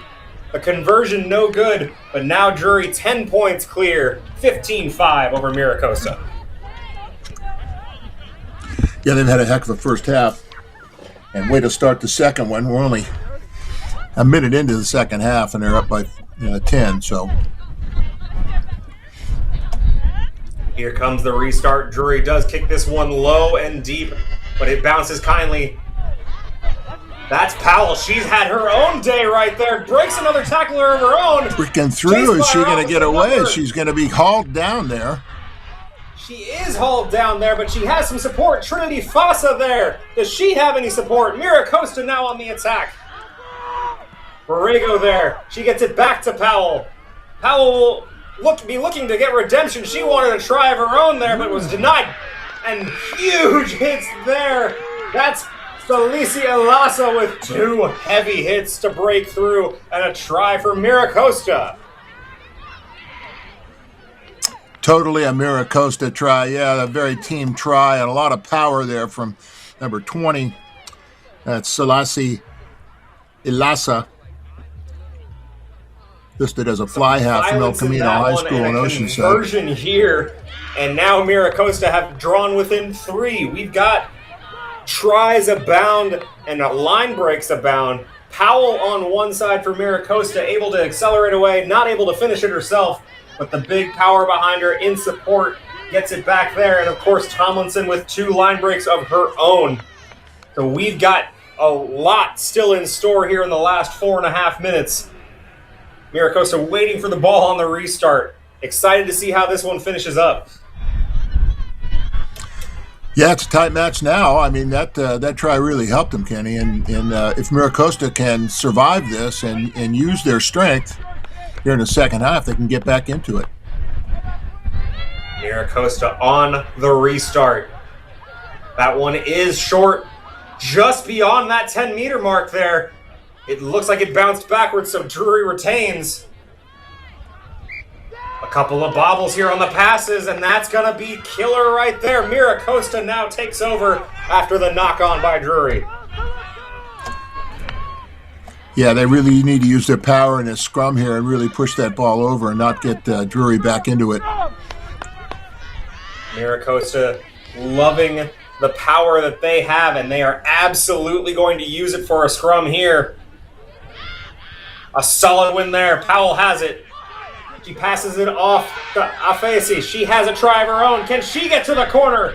She can indeed. She has to get down. She's not going to get dragged out. Assisting there. And they're going to have a conversation. Did she get pulled out of the back of the try zone there? That's the danger when you're trying to get back to the middle. She was really trying to get that into the posts and battling in the end zone. And Drury doing exactly what they needed to do. Very difficult to see from here, but it's a decision there. No try. Wow. A huge turn there. Great effort from the Drury defense. That is what they're going to teach you all the time as a young rugby player. Never give up on the play. Always try and force that. And it's going to be something that Afesi's going to have to learn from there. Just dot that one down when you got it. You needed the points. Now Drury escape. That was smart defense. A drop kick here.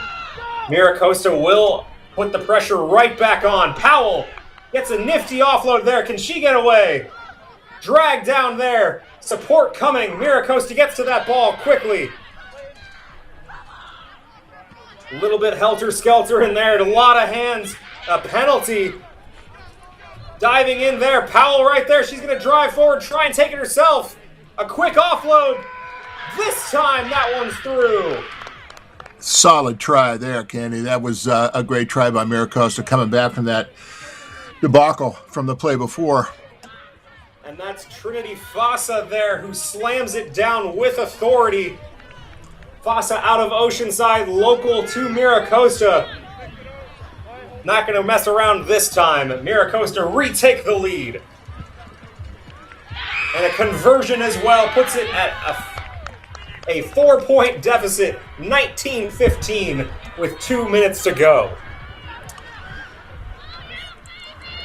Still tight, Kenny, and I think if Mira Costa really has to work on their defense here and make sure that they clean up their possession. You have to expect that Drury is going to get this ball into Tomlinson's hands. She's been deadly, and as soon as you let her get any head of steam, Mira Costa hasn't had an answer. Both sides got to know it's coming. So let's see what Mira Costa can do here on defense. If they can retain this lead.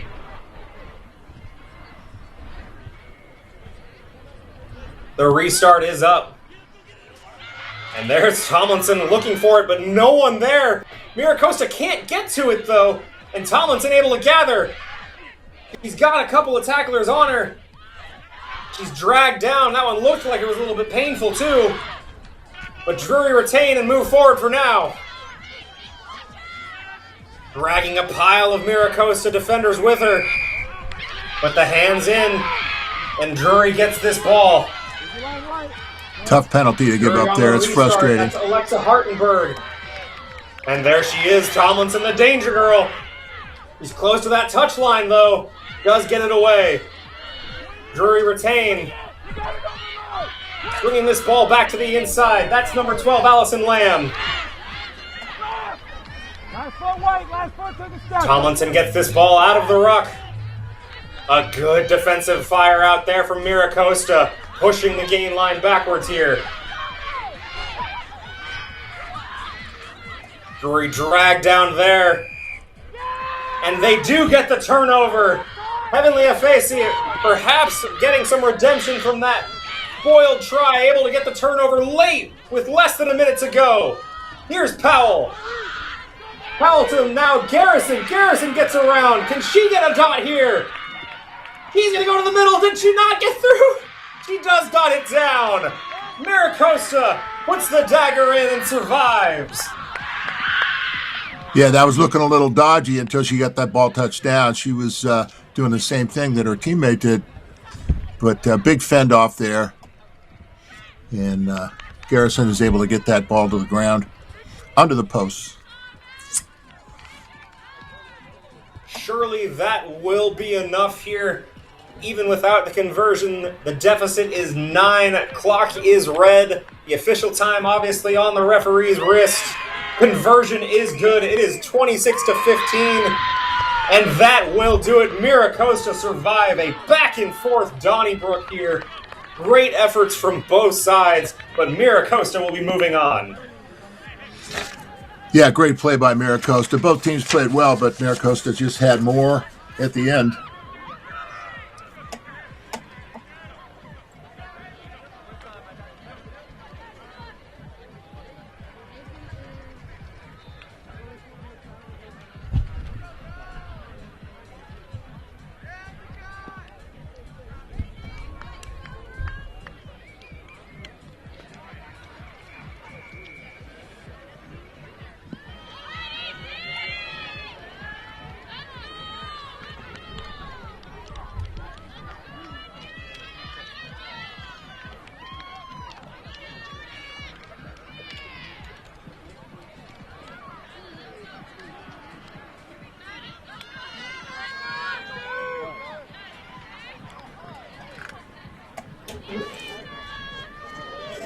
The third quarterfinal of the D3 women's bracket. Niagara in the purple and white going left to right. The Endicott Gulls in the blue going right to left. Endicott receiving that kick. And here we go. We just had an incredible matchup of MiraCosta versus Drury. Let's see if this one can live up to that same expectation. Endicott there with some great support. And now looking to carry this ball out of their own half. Ball to a boot, but defenders back for Niagara. That's number 9, Mackenzie Adley. She's able to get back there. A good stiff arm from her. Couple of stiff arms. She's still going. Has some support with her. And a good clear out. Niagara inside the 22 for the first time. Niagara driving forward. That's number 19, Nazia Priffits. Number 7 here, Isabella Jackson. Tough to bring down. She's got a pile of goals on her. Still moving forward, but finally brought down just shy of the try zone. And then a dive forward, number 8, Emma McNabb, Niagara with the first of the match. Yeah, that was a beauty. All on the I can't remember her name now. The player that was just driving with 3 players on top of her, not going down, keep possession of the ball, able to offload it. Great try. Yeah, that was Isabella Jackson driving the entire pile forward. Gained a couple more meters on her own. She may not end up on the score sheet, but she will absolutely be remembered for her teammates driving this first try forward. 5-0 Niagara as the conversion is no good. Yeah, it's a team game, Kenny. So that's the whole thing is make sure that everybody's involved. So Niagara gets the perfect start they want there. Kicking the ball away and then getting the possession so quickly. Let's see if they can replicate it. The Gulls definitely want to change it there. A low kick off the deck, well claimed. That's number 17, Skylar Laws.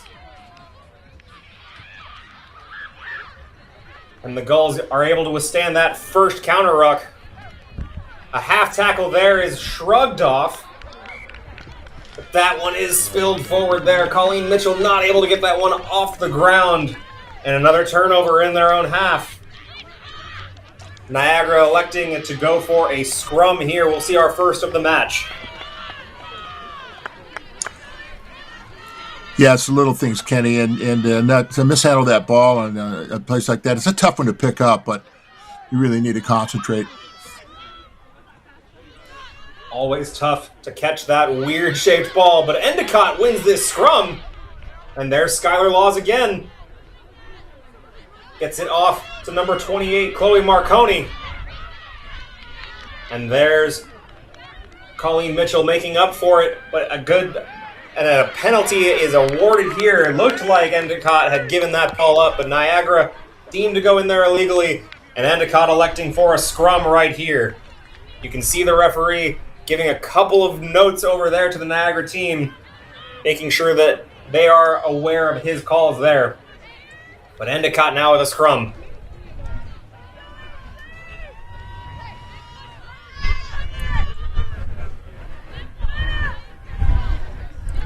Scrum on the far side. Endicott to put the ball in. They want a defensive one. Can they win their offensive one? A huge push from Niagara. But Endicott able to get onto that ball quickly. And the counter ruck is aggressive. A little too aggressive here. Endicott survive, and another ball knocked forward there. And that's Mitchell again. Maybe the pass is a little too far ahead, but a knock on and a turnover. Niagara's aggressive defense causing problems here, Norm. Yeah, those powerful forwards from Niagara really messed that up for Endicott, and so they need to continue to do that, use those big forwards to get this ball and get possession. Mackenzie Adley from Niagara to enter this ball in. They win this one out real clean. Adley now, a show and go perhaps there. Driving a couple of her defenders forward. And Niagara inside the 22. And a Gull trapped under there. That's going to be not rolling away. That's Skylar Laws not able to get out. And here comes Niagara. Adley on the overlap with some support on the far side. And the ball just a little too far ahead into touch. Yeah, that was brutal, Kenny. I mean, had Emily Ford on the far side, but no support there as the ball wanders into touch. The Gulls get a reprieve, and here we go off the quick restart.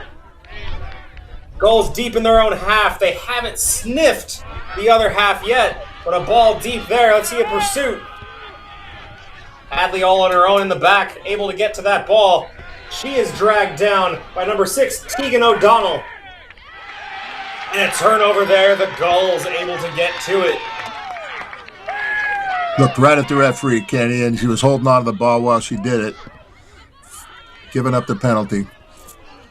Here we go. The Gulls making that first foray into the attacking half. And good support there. The Gulls now looking to get a platform here. Only down 5. And here it is out the side. Endicott, number 26, Larissa Landmesser, all the way around. He is going to dot it down right between the posts. Endicott have struck back. Crucial try there, Kenny. That was a great play. They haven't really been able to show any of their personality on offense just yet, but you get them out wide and just blistering around the corner. Nothing Niagara can do there. Emily Ford attempting to make the chase there, but Landmesser too fast. And on the caught that ball on the boil too. Take the lead. Caught that ball on the boil too, Kenny, and that's been a big difference in some of these matches where when you have pace and when you take the ball and they're flat-footed, you're going to beat them every time. Space not a premium in sevens rugby, but closing off those gaps, knowing if you're the last person on the side there, being able to defend that space, absolutely a premium. Clock is red, but Endicott will kick it away one more time. Niagara looking to change the story of this half before it goes, and it goes out into touch. We will not have anything more here. The Gulls under siege all first half. Turn it around, flip it on its head, 7-5 after one half.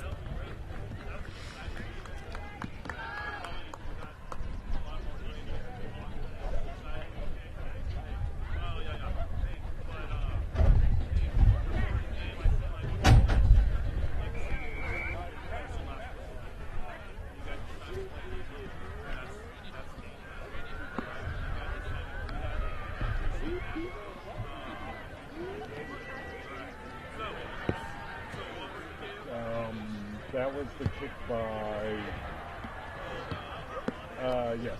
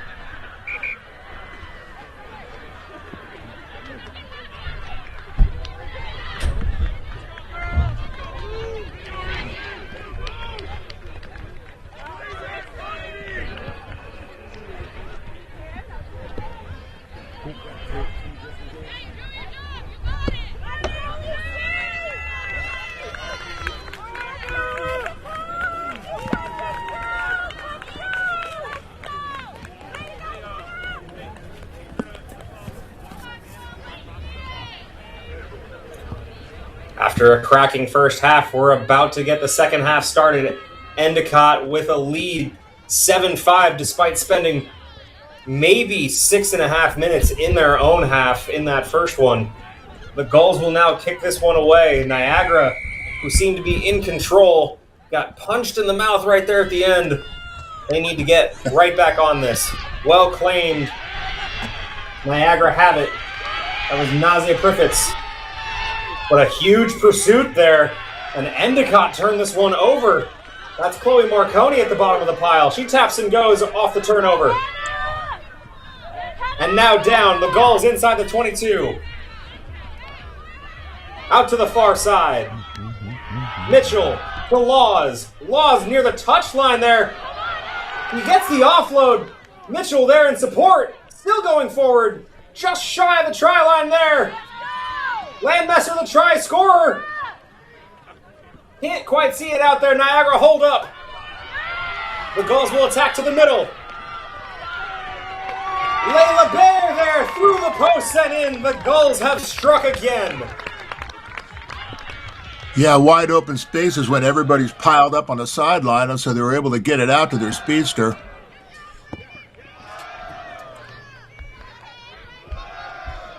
And just like you said, Norm, everyone piled off into the corner there. Layla knows she's got all the field in the world to work with. The conversion goes off the bar, and so it stays a one-possession game. But Endicott now extend their lead 12-5. Yeah, that was quite a movement there. Let's see if they can continue to do this with 5 minutes left. Niagara's got to get their feet back underneath them. Endicott paying off those days running on the treadmill there. But obviously this is a tough sport. It's a track meet. Can they maintain that the rest of the way? Niagara had so much possession and there was a lot of pressure there. But driven into touch right there. That's Tori Scholl immediately taken into touch, and another turnover from Niagara.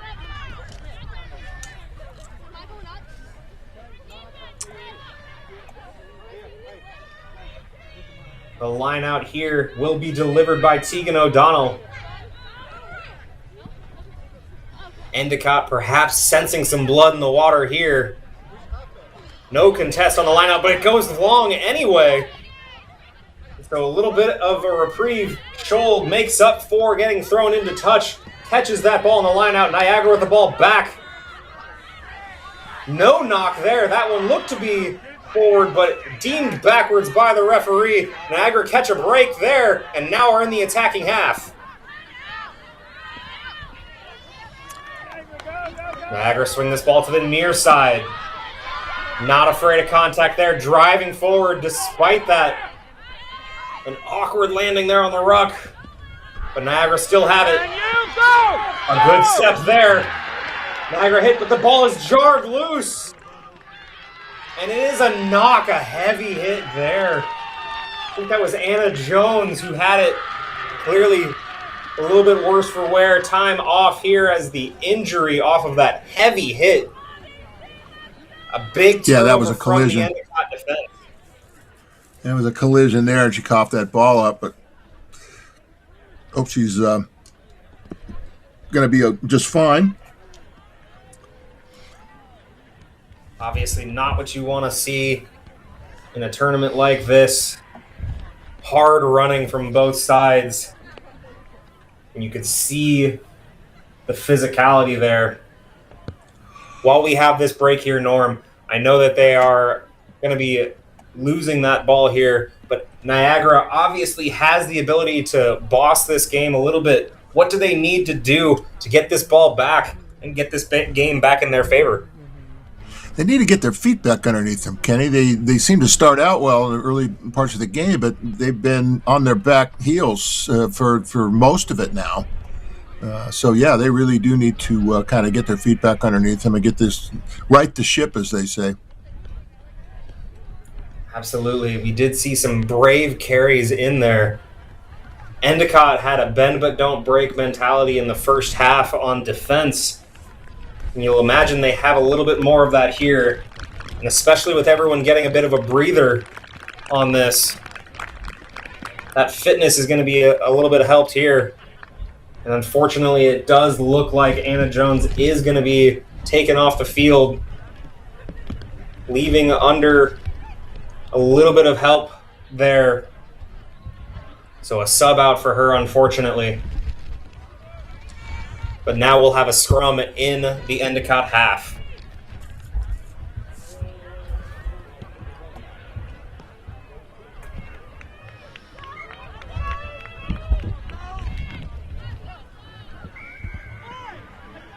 Time back on, and the Gulls enter this ball into the scrum. That one gets out quickly. Well done, good pursuit from Niagara. Mitchell there, gets that one off the deck. Ducks a couple of tacklers. but runs into a wall of purple and white. Endicott moving this ball forward. Time on their side. Down to the near side here. That's number 10, Layla Beer, try scorer. Now swung to the far side. Skylar Laws. He gets that ball out, but it's a little bit too hot, and it is going to be a knock. Niagara turned the ball over. Laws trying to get that ball out while she was being tackled, and it spills out. Tough for her teammate to catch. And now Niagara tap and go. Number 9, Mackenzie Adley. She's carried the ball a couple of times. Number 12, Maya They need to capitalize here, Ken. They do indeed. 2.5 minutes to go, down 1 possession. Niagara now back in the attacking half. But an almost intercept there by number 28, Chloe Marconi. And he's not going to call a penalty on that. Not see yellow there as well. She only had one hand on that. Almost going the other direction, but Niagara breathed a sigh of relief, and maybe to an extent Endicott as well. A scrum in the attacking half. Yeah, that could have gone either way, that call, Kenny. Those are high-risk plays when you try that intercept and don't get it. Surprised they didn't get that penalty. Niagara do get the scrum, but do not win. And now Endicott has it. Marconi with second life now. Not getting that yellow. Carries it forward. She's got the support, but that ball goes right through her teammate's hands. And a knock forward there. The rugby gods maybe making a decision there, saying, hey, maybe you should have seen yellow. We're not going to give you a try right away. Niagara survive here.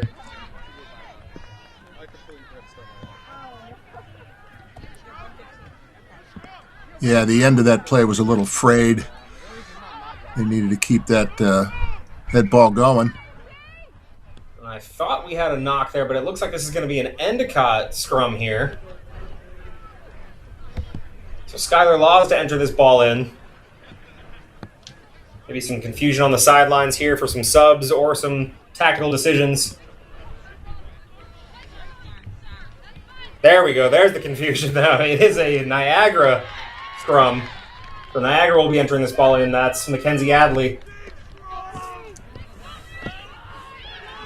They get this one through. Adley gets to it, and now Niagara can attack. Good hands. That was a little bit high. A stiff arm here. Mitchell trying to get in there for the attack, but not able to bring her down. That's number 12, Maya Tajira. Good support from Niagara in the breakdown. Adley gets the ball. Well gathered off the deck from Priftis. A strong defense there by Endicott, too. Very strong. Knocked backwards there from Adley. She gets one stiff arm, one man to beat. Able to get there. She has the support. Maya Tajira is away. Oh, my goodness. They are down 7. She wants to try and get there. Oh, a hard tackle off the high end right there. It is a try. Yeah, that could be a card. There you go. A yellow. We've got drama here late. This conversion absolutely matters. A great run here. A little bit surprised they didn't get a penalty try out of that. Absolutely, and still a discussion down there in the corner maybe. You can see that in the bottom right hand of your screen. The assistant referee talking there. That was definitely a dangerous tackle. And you see the referee running towards the middle.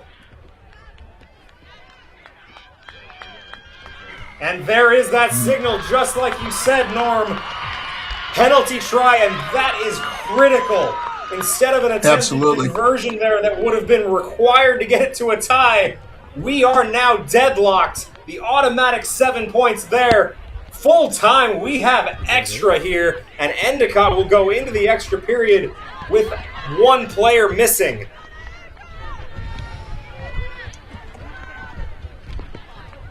Yeah, that was quite a run there for Niagara, and then to be, that dangerous play at the end was just unnecessary. Absolutely. You just kind of want to force her out to the far side, make the conversion tough. But I think that was Skylar Laws coming in there with just a bit of a head of steam. And she tackled high and dangerous. You see Tejera there on the left side, the try scorer, the hero for Niagara. Still a little bit worse for wear off after that one. But Niagara with life here. Overtime in this quarterfinal.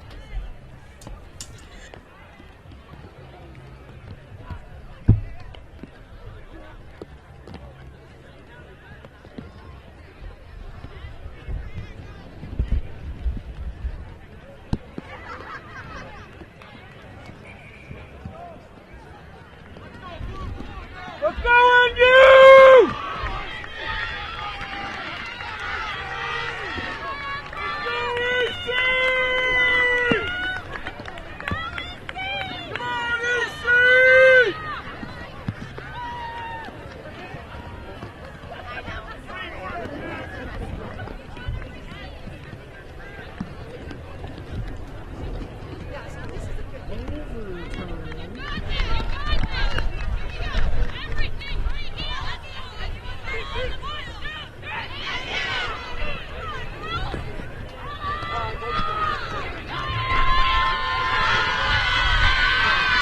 So first of this quarterfinal, we have overtime here.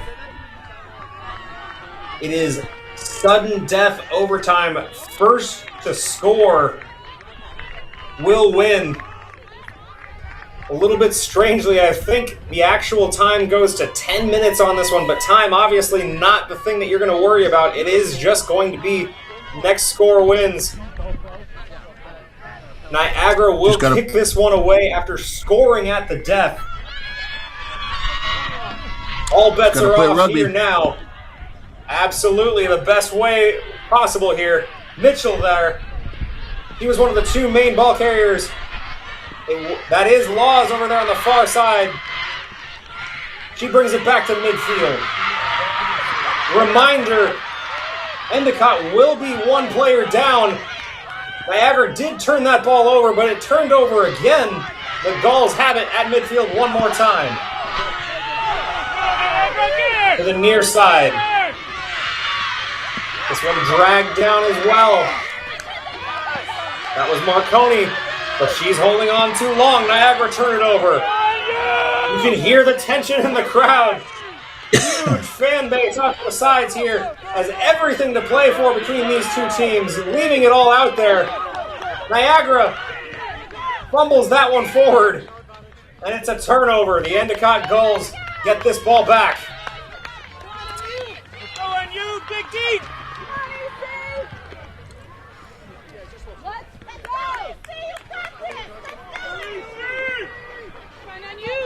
Obviously, it's been a track meet already. You were prepared to run for 14, maybe 15 minutes, but now you've got to run again. You've been hitting, you've been running back and forth. Both teams got to be gassed. Endicott probably trying to milk the clock a little bit, get this yellow card off. Skylar Laws gets this one through, and it's out. Mitchell out to the far side. No one in front of her. Mitchell running. Can she finish it off? She will. Endicott will survive. Tremendous try there by Mitchell. Get it to the speed on the outside, Kenny, and that's what's going to get you forward. And they survive after a last-minute try. Incredible work rate from both teams. The Gulls move on. Niagara heartbroken. And we've still got more quarterfinals for you here at Field 13.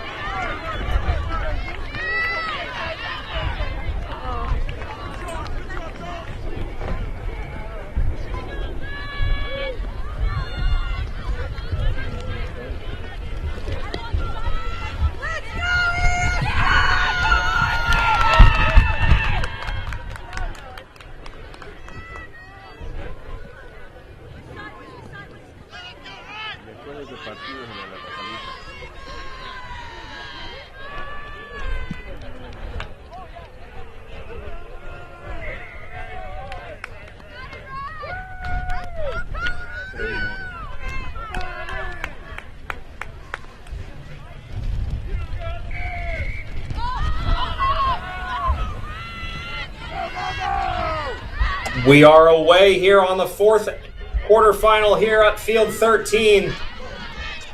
East Stroudsburg University versus Colorado School of Mines.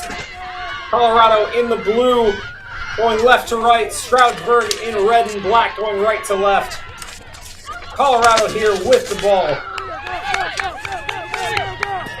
And a good opening start here. A long run there from number 7, Aaliyah Lynn.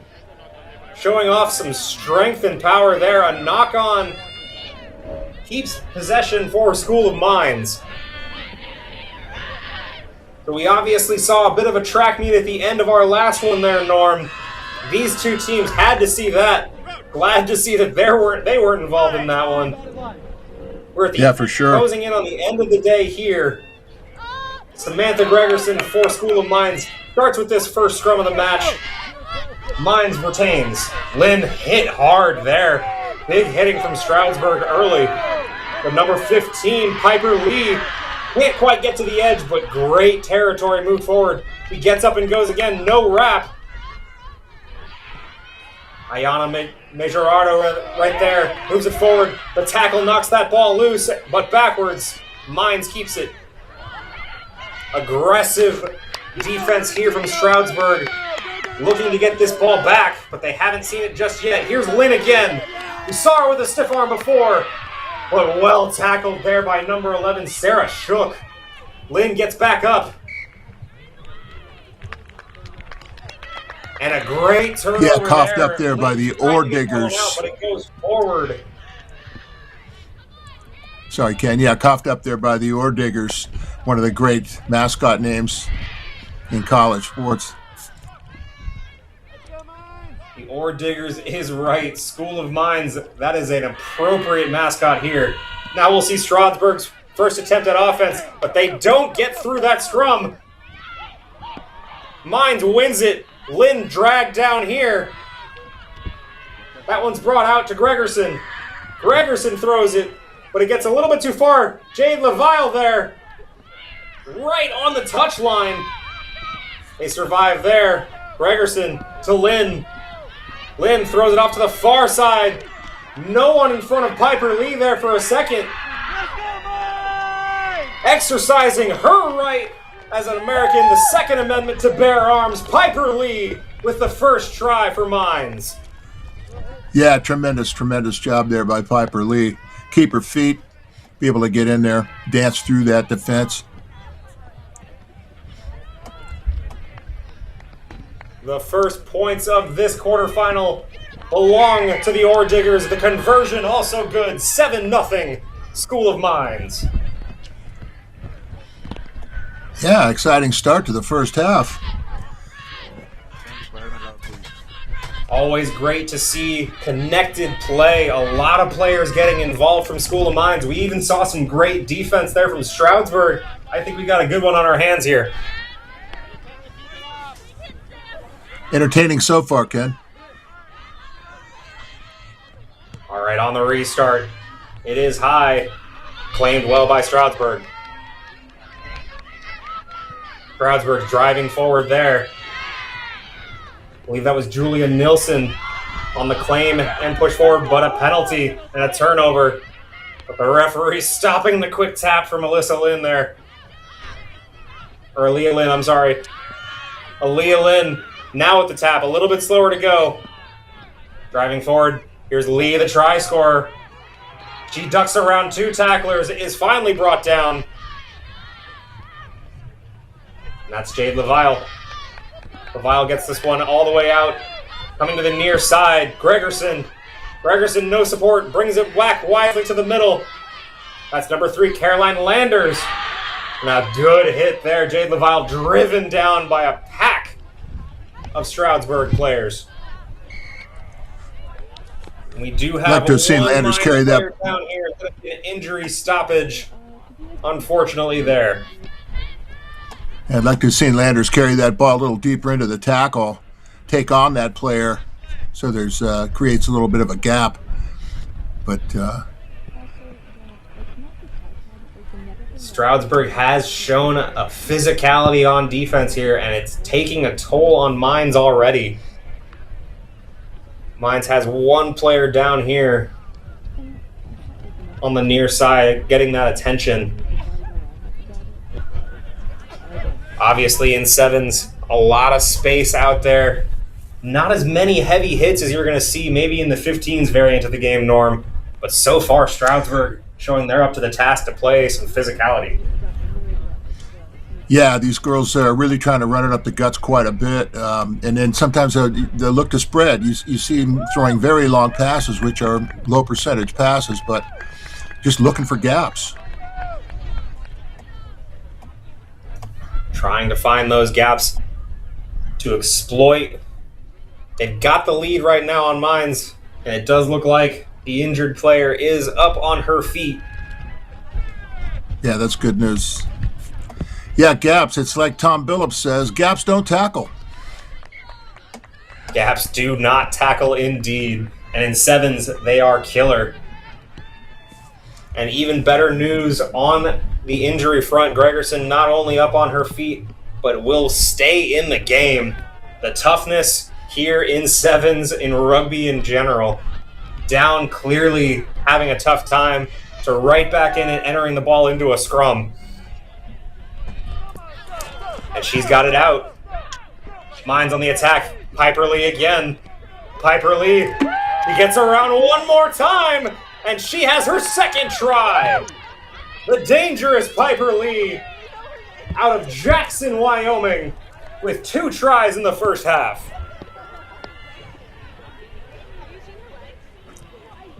Nice, smooth run there by Lee. What does Dallin Stanford like to say? Routed her like a parked car.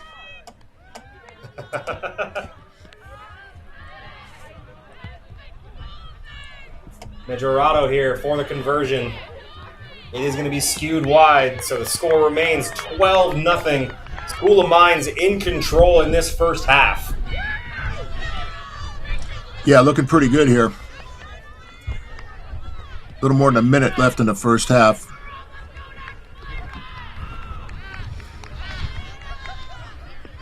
And Gerardo get us restarted. Goes to an empty space there. No one from Stroudsburg over there. And that's going to get bundled into touch by the red and black. So School of Mines with 1 minute left, looking for more here off a lineout on the far side. Or Digger line out. It's well contested, knocked backwards by Gregerson. Lynn now to carry. She's been dangerous. Massive gap. And right to Piper Lee, but she's brought down this time. Majorado. She gets back up. But perhaps not legally getting back up. She's got to let go of that ball a little bit more than that. She was wrapped. So Stroudsburg survive, and they get a turnover here. Let's see if they can do something before half. And that's not what you want to see. The tap and go, failing Julia Nilsson. The knock on there. He knows she made that mistake there. That's a foolish one there. School of Mines catches a break and maybe can get one more attack. Yeah, that's unforced errors.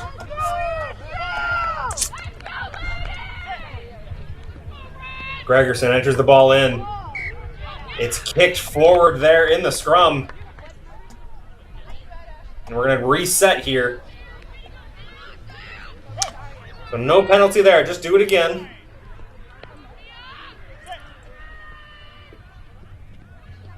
But this one goes out the back. Strasburg have it. And a good pass there with some space here on the near side. That's number 10, Ashlyn Munavero. She's brought down. She's got support. Here Yeah, nice tackle by Lyola there, too. And immediately, the footsteps getting it to Maya Godshall right there. She heard that coming. Drops that forward. That's going to be half. All School of Mines so far, 12-0. I know, I'm not. I understand.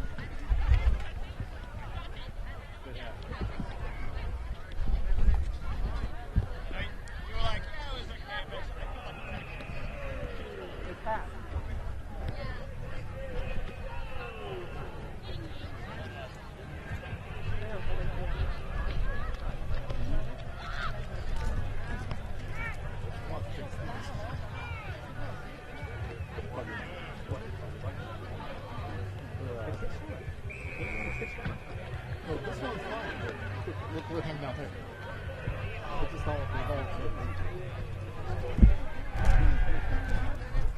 beer people go. I don't know why they're cheering for this. Who are they?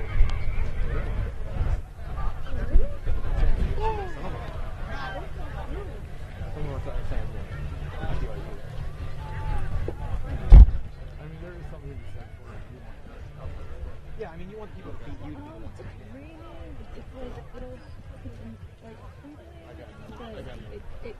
I have no loyalty to that. Well, and they're also the East Coast Rangers. I have a trash bag from the last person who was on.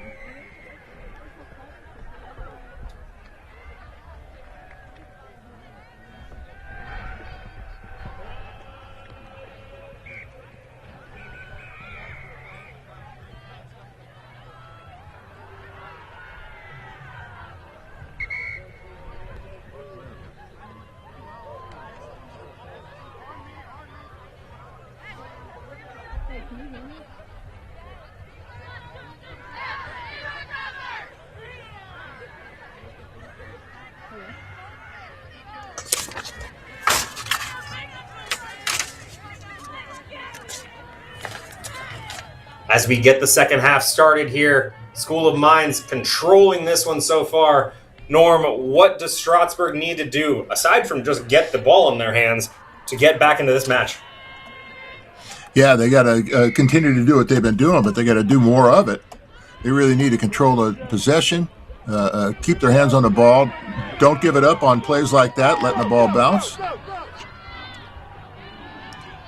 Yeah, a tough start there for Stroudsburg as that ball does find a gap again. Piper Lee pounces on it and gets possession here for Mines again. Gregerson on the far side. Dropped off to Leveille. But that one knocked backwards. Stroudsburg have it off of a knock-on here. Here comes a scrum from Stroudsburg. They need to get this ball, and they need to start imposing an offensive will on this game. Mines haven't had to do much defensively yet. Number 15, Bethany Wise there, bringing that ball in. A quick couple of offloads there. Some speed on the far side, near the touchline. Somehow Stroudsburg keeps it in play. Driven through, driving over a tackler. That's Nilsson, maybe taking out some anger on that unforced error on the knock-on earlier. And now Stroudsburg moving a little bit forward here. Kiera Serb. But that one thrown through. Not a lot of help. Stroudsburg, a ruck there, but no one in support. No push from Gregerson there, though. School of Mines don't quite get it. And we're going to call time off Totally here. uncontested. Totally uncontested at the ruck there, Kenny. And it seems to me when they're just laying on the ground, the ball's laying there, you got to go over the top and get that ball. Really make your own opportunity here. Yeah, and it does look like another injury here. Another School of Mines player down. That might be Lynn. So time off again here. But a little bit surprising, like you said, Norm. Maybe that's just not Gregerson's MO to try and counter-ruck and push over there. But with no one behind, Stroudsburg catch a break right there. Yeah, well, you don't want to overcommit at a ruck, but how about commit? You really need that first player to go aggressively into that ruck, and if the ball's just laying there, she didn't have a hand on it. Is it a case of one of those things where you're so surprised that it's available that maybe you're just not even thinking it's even possible? Yeah, I mean, everybody looked like they were in a little bit of a daze there. What do I do now? Both sides. And it does look Are there like two there are players actually down? players down from both sides. Yeah, it's a Stroudsburg player on the far side and a School of Mines player in the middle here. I believe it was Lynn from Mines on there, which would be a big loss. She's been a huge part of the build-up for them so far.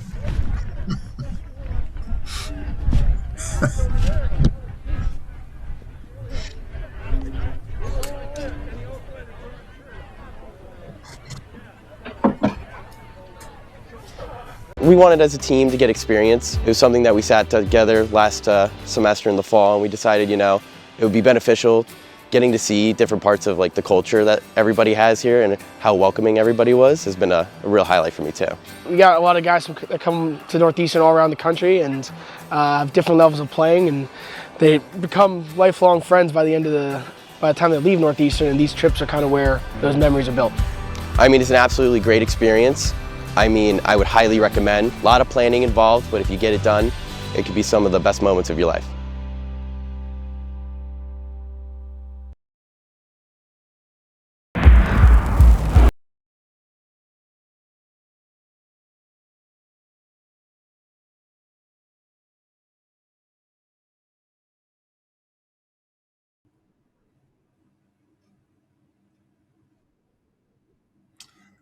All right, we're back underway here. Here, Stroudsburg able to get that ball out. Stroudsburg do take Collision it. there. They do need this possession back, but immediately a turnover right there. Not releasing. School of Mines now on the attack inside the 22. Driven down there. An attempted poach. Looks like that one's clear. Stroudsburg have it. Great work right there. Stroudsburg clearly showing the urgency. Piper Lee firing out of nowhere. Doing both sides of the game. The 2 tries and now an incredible tackle. And she's in support here. But a big tackle there from Nilsson, not allowing the offload. Piper Lee with no space to get through. But LaVille almost gets around there. But a penalty here. Lynn now with space into the try zone. She dots it down. Another try for Mines, taking advantage of that penalty.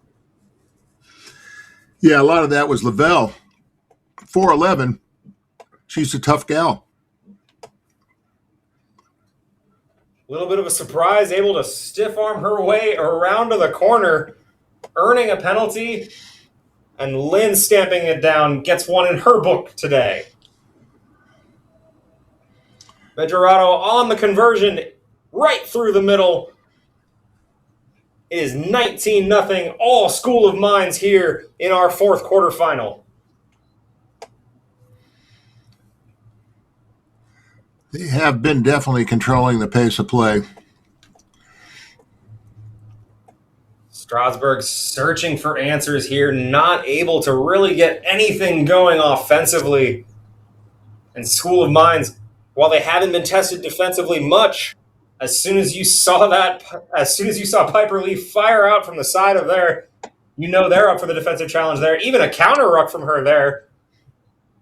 And now Stroudsburg pushing forward, one tackle broken, and all of a sudden out to the side, Tara Bogansky breaks it, and she breaks one free. She will get Stroudsburg on the board with 2.5 remaining.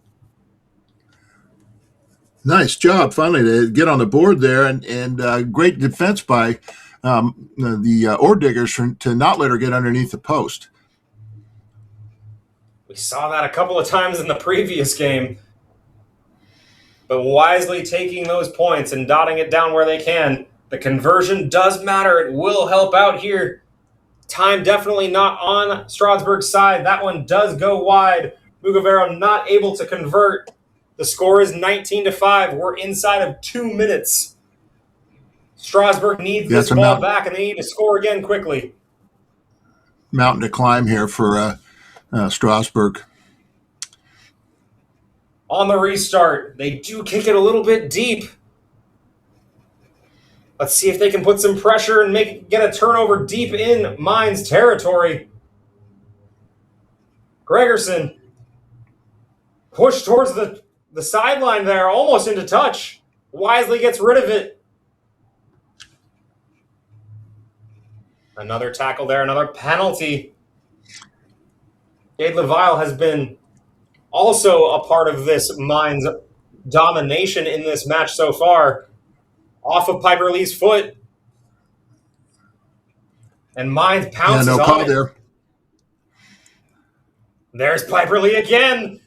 And for a third time, No one wants to tackle Piper Lee. She will get another try for the School of Mines. Can't catch her, can't tackle her. She's had a blinder. See why she rolls the sleeves up on her jersey. The strength and the power. No one can get to her. And she has 3 just in this match alone. Conversion is good, and that is going to be full time, it looks like. School of Mines finishes it off. A comprehensive victory, 26-5 over East Stroudsburg. Yeah, tremendous job there by the Ore Diggers.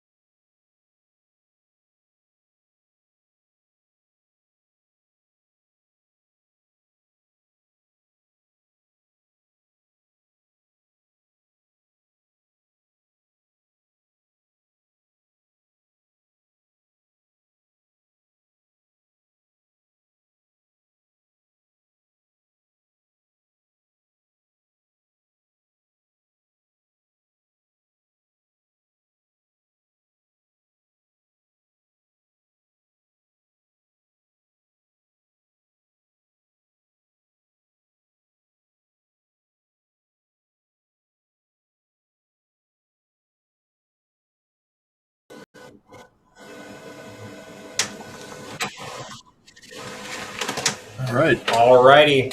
We've got a new batch of quarterfinals here. Now in the bowl bracket, Colorado College versus Wayne State. Kicking it away, we've got Wayne State on the right side. Sorry, these jerseys, it's a bit of a clash here, so it'll be a little bit tough for a little bit there. Black and yellow everywhere, it appears. I think that's Colorado College on the right side, actually. So Colorado College starts it off. A run all the way from the back line around the corner. But into touch. So almost a dangerous run there. A little bit of an early salvo from Colorado College. You've got someone in the back there with some speed. Ball down onto the deck. Picked cleanly. Now Wayne State around the corner. Wayne State's number 13. That's Genevieve Sovereign. She scores an immediate try. So the speed on both sides around the corner. Wayne State, first try of the match.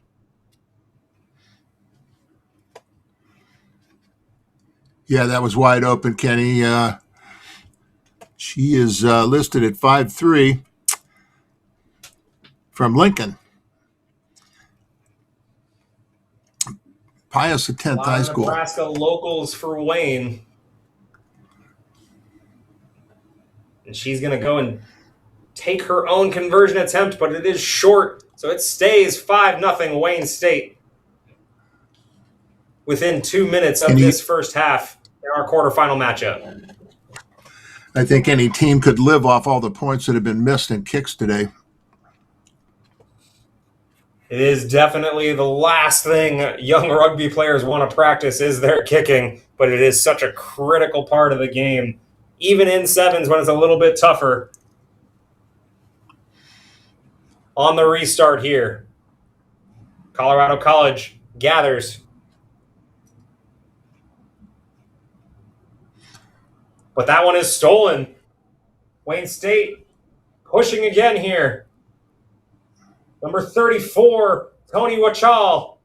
That ball gets through. Try scorer does bundle that backwards. Sovereign. There's number 20, Maddie Guernsey.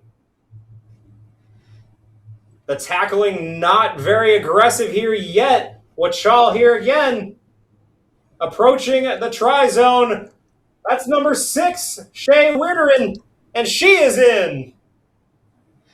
We Darien Great team try. Battle, Iowa. Offload after offload in the tackles. That's just a tremendous team try there. She fights through the contact at the end there to dot it down. 2 tries to the good. Wayne State. Conversion from a tough angle here for Sovereign. That won't have the distance for it. Score stays 10-0. Colorado College on the back foot early.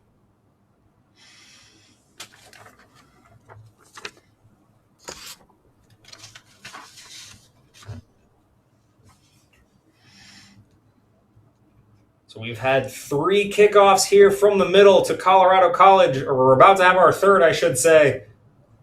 Both times they haven't been able to take any sort of extended amounts of possession. Obviously looking for something different this time around here. The Wayne State kick. It is short. It hits the deck. Colorado College takes care to pick that one up. Driven backwards with Shaw in the tackle there. Erbaum gets that one out. Now to the far side. There's the speed we saw earlier. That's number 13, Mielke. But that one's no support in there. Wayne State turned that ball over. With some support there. That's number 8, Sydney Thomas. Slapping the hands away behind her. But it's knocked forward as she was driven down. Colorado College wins a turnover on the knock-on.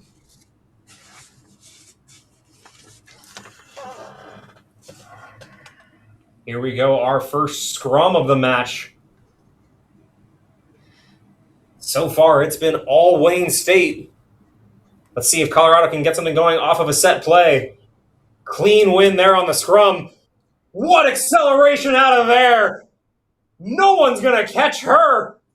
Maybe not. Number 13 making the effort. Doesn't quite get there. Can't get to her. Number 17, Senya Erbaum. Shot out of a cannon off of the set play. Opportunistic try there. Just a beauty. Pick and go. Look at her move through this one. I thought no one was going to catch her. And then Sovereign, the original try scorer, almost gets back here just in time. Commentator's curse almost bit me in the worst way. Wow. But Erbaum finishes it. The conversion no good, but it is 10-5. We've got a match.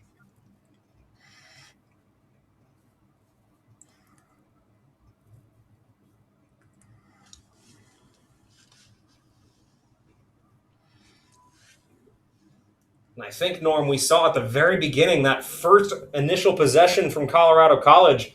You saw them fire around the corner there. They've got some speed on this field, and we just saw the devastating effect that it can have if they find that space. So here we go again. Yeah, for sure. Wayne State now on the receive. Good tackle here from Colorado College. Now spending some time in Wayne State's half. The half tackle there is not going to do it. Sydney Thomas gets away. She's going to get driven back, but she's got support. She offloads to Guernsey, who's there, and Guernsey's going to take it the rest of the way. Back and forth stuff here. A try for Wayne State. Yeah, great stuff there. She's able to keep her feet here. Nice burst. Thomas is held up there and is able to offload that to Maddie Guernsey. And Maddie emphatically touches that down for the try. And you see the point to her teammate there. She knows Sydney Thomas made that happen. And while Sydney Thomas had the break, she didn't quite have the finishing speed, but she had the strength to stay up under 2 pursuers and then the hands to offload there to her support, Guernsey. Clock is red, but we'll have one more possession here. Colorado College. They look to be in this game a little bit, but were immediately dropped back. Let's see if they can get one more. There's the dangerous Erbaum. They're not going to let her get any space if they can't help it. Colorado College goes to ground quickly. Now going to the far side. Aggressive pursuit here from Wayne State. Mielke is brought down. A nifty offload through contact, but heavy hits here. Wayne State secure tackling. But we've got a Colorado College player down. That's number 5, Loyola Musselwhite there. And it is going to stop this attack in their own half. Not calling halftime yet. Looking to give Colorado College one more try here. But while they attend to Musselwhite there, Norm, you've seen a lot from Wayne State, not a lot from Colorado College. Defensively, Colorado College not able to stop anything so far. How do you make a change like that when you've been getting bossed around the whole half?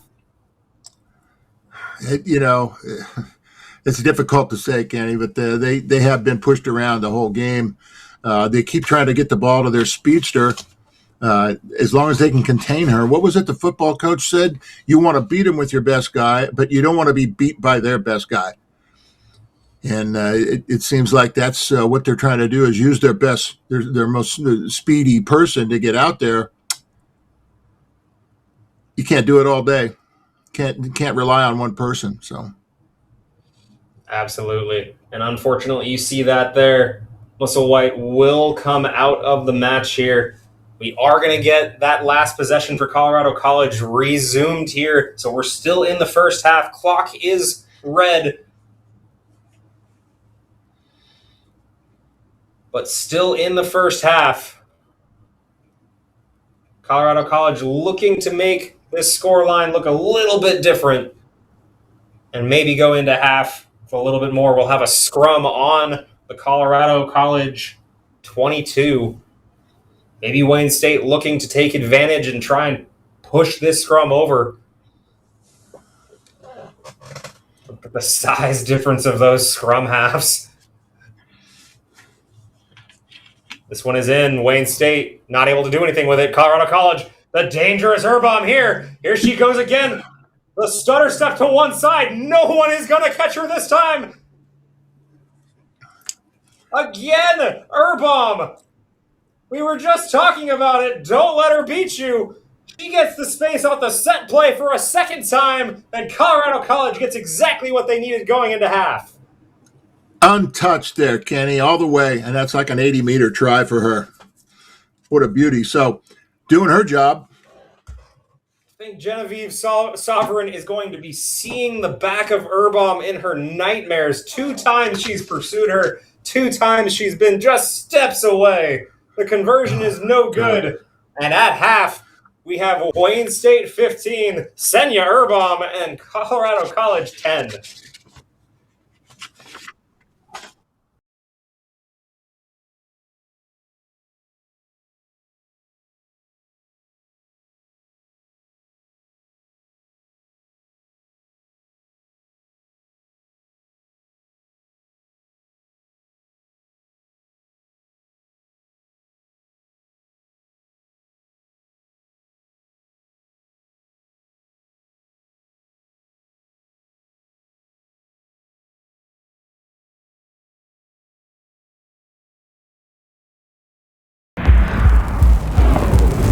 In a sport of power and precision, you need a powerful and precise camera. Analyze your game. Build your team. Grow together. Ready? Up.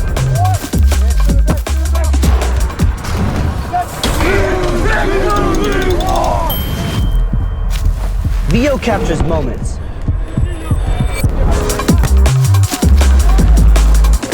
A powerful camera for a powerful sport. Rugby! If you're on the fence of going on a tour, get over the fence. Go on the tour, reach out to Rugby Travel Ireland. They've been incredible to work with. They've been so kind, so knowledgeable, and just so professional throughout the whole process. So I cannot endorse them enough. It's been an incredible experience here on the ground. The girls are having an amazing time, and so am I. So if you're thinking about it, just make the commitment, do it, and we'll see you here.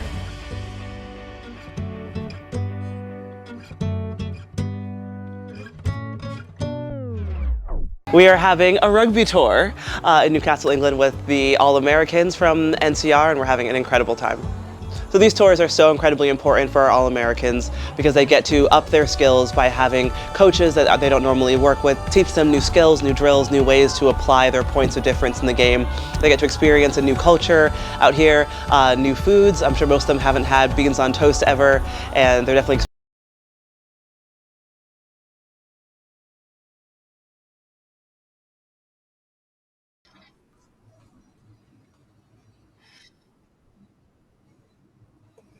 We're about to get started here for the second half. They don't have a statue to Senya Urbam on Colorado College's campus yet. They're about to. She has single-handedly kept them in this match against Wayne State. They will be kicking it away, and they need to get something going defensively and get this ball into Senya Urbam's hand because she is lethal so far with it. Wayne State doing everything they can to avoid her. The kickoff is away. Wayne State has it.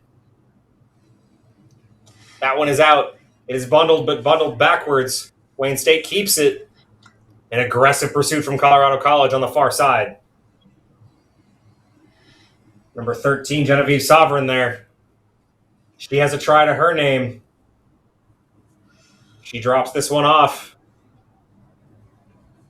That's going to be Guernsey, who also has a try. Excuse me, Riley Smith. That one was Guernsey there, and she does knock that one forward. And we've seen this twice now. Off of the scrum, Senya Urbam. She has scored both of the tries for Colorado College off of this exact set piece. And this is probably all the halftime talk from Wayne State was, how do you stop her? Ball is out. She doesn't keep it herself. She does get this one out. So Colorado College moving it out. Bundled there, but knocked forward. Trying to do something a little bit different there. Oh, Olive Marham there, not able to hold on to it. Yeah, Kenny, looks like the umbrellas are out, so it looks like it's getting a little bit wet. Maybe that ball's getting a little greasy, although, I don't know, that's a grip ball, so... Definitely sure changes the game a little bit when the conditions are against you like this. Now a Wayne State scrum, but that gets out, and Colorado College appear to have won it. And the hands in right there, so Colorado College win a penalty. Maraham there, making up for the knock-on. She gets it out to Urbam. But Urbam tries the offload a little bit too late and bundles it out a knock. But territory forward here for Colorado College. Wayne State lost their last scrum. Maybe the specter of Urbam running off of these scrums even making it a little bit tougher. See if they can get back in this match. 4.5 minutes left. Driving on the goal line in a scrum. And that one looks to be just a reset, so no penalty there. And a sub coming in. Going to change the dynamic of that front row there. Off the bench, immediately into the scrum. Wayne State get the ball through. The offload there. Hits the deck. Oh, and a hard hit to the ground there. Might have been some head contact there. That was Sovereign. She gets the ball away, and Wayne State have it. There's Sydney Thomas. She had a great run in the first half. A little bit of a spin there from Taylor Sloger. Wayne State now getting settled into the possession there. Isha Beamon not able to hold on to that one. It does get a little bit away from her there. But a penalty advantage here, and Wayne State retain. Another penalty. Wayne State getting some breathing room here now. Colorado realizing time is not on their side. They need to get a turnover here. This one's restarted. That's Thomas. Thomas over to Riley Smith. Smith to Guernsey. Guernsey to Sovereign. Sovereign with some support, but she can't get it out in time, and a turnover. Colorado College have it. That's number 14, Emma Mojibi there.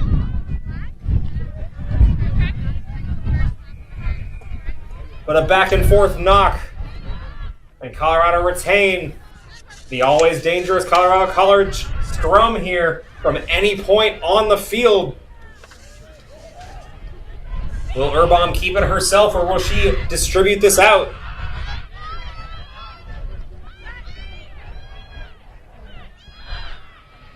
Colorado College win it. A little bit of a stumble there, no call. Urbom tries to take it herself, but is dragged down. A great tackle there by Riley Smith. Maram there, goes it forward. He gets it off. Now to the near side. Aggressive in the attempt.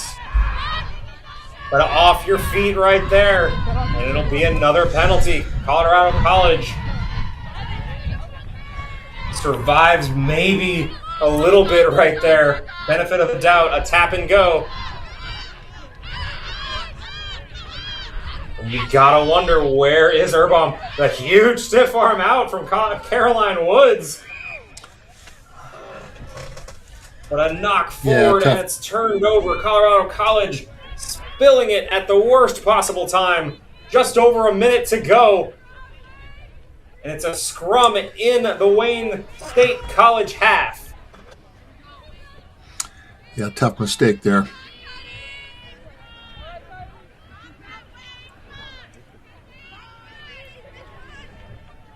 Wayne State need to win this one, keep possession. They do get that ball back. Now driving forward. A good overlap there. That was Wachal. A low throw there down to number 21, Keisha Beamon, but she runs over her tackler. Urbom, the try scorer, dragging her down. The size difference not a factor there. Urbom with quite the effort. What an effort from Urbom there defensively, as Beamon was away and obviously looking for points herself. Colorado College have it now with less than a minute to go. Mielke gets to it. A counter ruck gets that ball out, but a penalty. Colorado College able to move forward. 10 seconds on our clock here. Colorado College need a try, and they need to drive forward. Any turnover could be the end here. Maharem there. Shakes off a couple of tacklers, has some support. Swinging to the far side. But a bundled ball there, and Colorado College drop it. And that will do it. Wayne State survive the Senya Urbom game. 15 points for Wayne State in the first half. But danger all around from Colorado College. They will be moving on.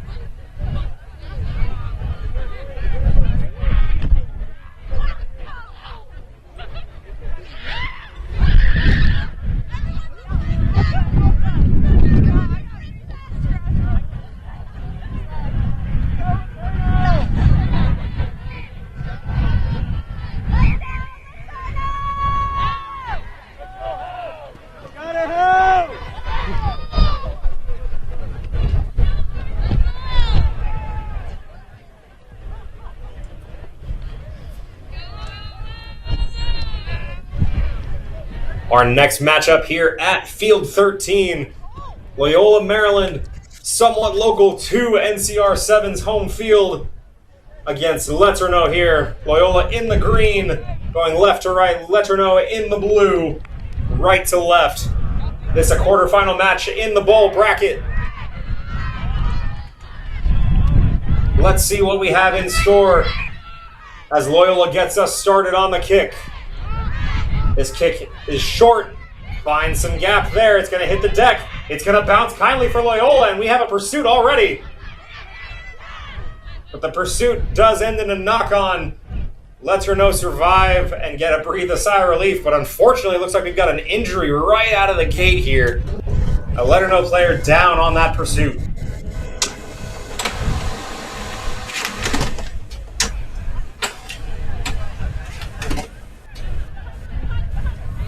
We are having a rugby tour in Newcastle, England with the All-Americans from NCR, and we're having an incredible time. So these tours are so incredibly important for our All-Americans because they get to up their skills by having coaches that they don't normally work with, teach them new skills, new drills, new ways to apply their points of difference in the game. They get to experience a new culture out here, new foods. I'm sure most of them haven't had beans on toast ever, and they're definitely experiencing that here, but they're also getting a chance to watch players that they look up to playing in the Women's Rugby World Cup here in England, which is incredibly important for them to see these people, because if you could see it, you can be it, and we are so happy that our athletes can see the Eagles, and I know they also want to be the Eagles, so this is a massive opportunity for them.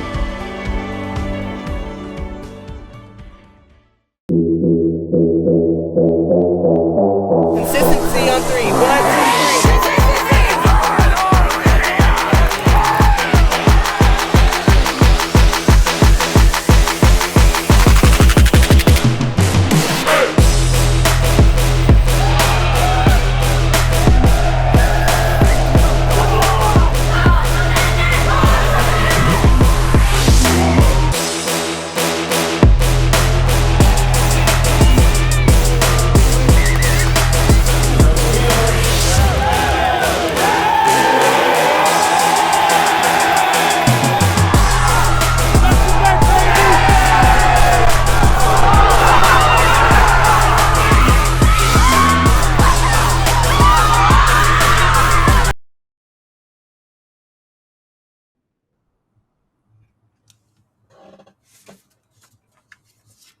All right, we are going to get us started here.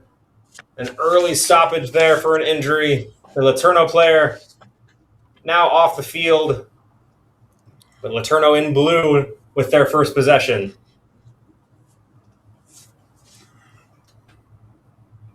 Here we go, LeTourneau. That's your number 26, Rashid. Rashid always going to be powerful in that, hard to bring down. LeTourneau driving forward here. A little bit of confusion on the defensive line for Loyola. And half between an offload and half between trying to drive forward. We have a knock right there. Loyola gets the turnover. Yeah, nice job by Loyola to get her to cough that ball up in the tackle.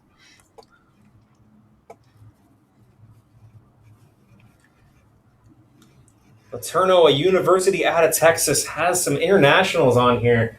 Tanzania and Sri Lanka. So a very international match here. On the first scrum of the day, LeTourneau is able to turn it over, but it looks like that's going to be called back.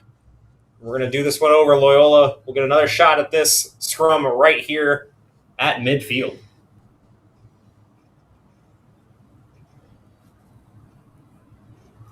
Ball placed in. Loyola cleanly win this one. Now Loyola searching forward. No one putting an arm on her just yet. And all of a sudden the acceleration there. JC Carl. If no one's going to tackle me, I'll just keep going. No one there. He finishes off the first try of the match. That's just sneaky fast there, Kenny. Nobody thought she was going to make it. She just burst right through. Had an extra gear to go through there. A little bit worse for wear. She maybe got a little bit of a stamp on the end from the pursuit. But I think she'll take the points along with that bruised hand there at the end.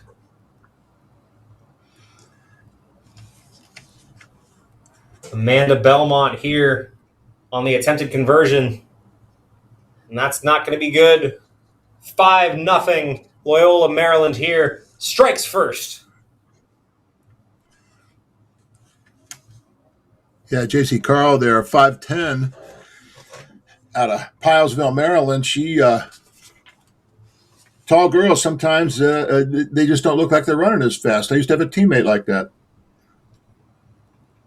Absolutely, and if you give them a second, and she happens to have that second gear, that third gear, all of a sudden she just floats away. Maryland on the kick. It's low, hits the deck again. Pursuit from Loyola, but it's over pursuit there. Gets behind the pursuit and goes into touch. LeTourneau will have a line out now.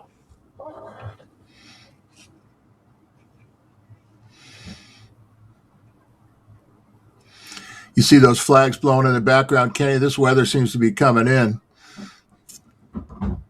Absolutely. Yesterday we did have some lightning delays throughout the day, but now here we go. That's Rashid driving through the Tanzanian international, pulling a whole pile of Loyola players with her.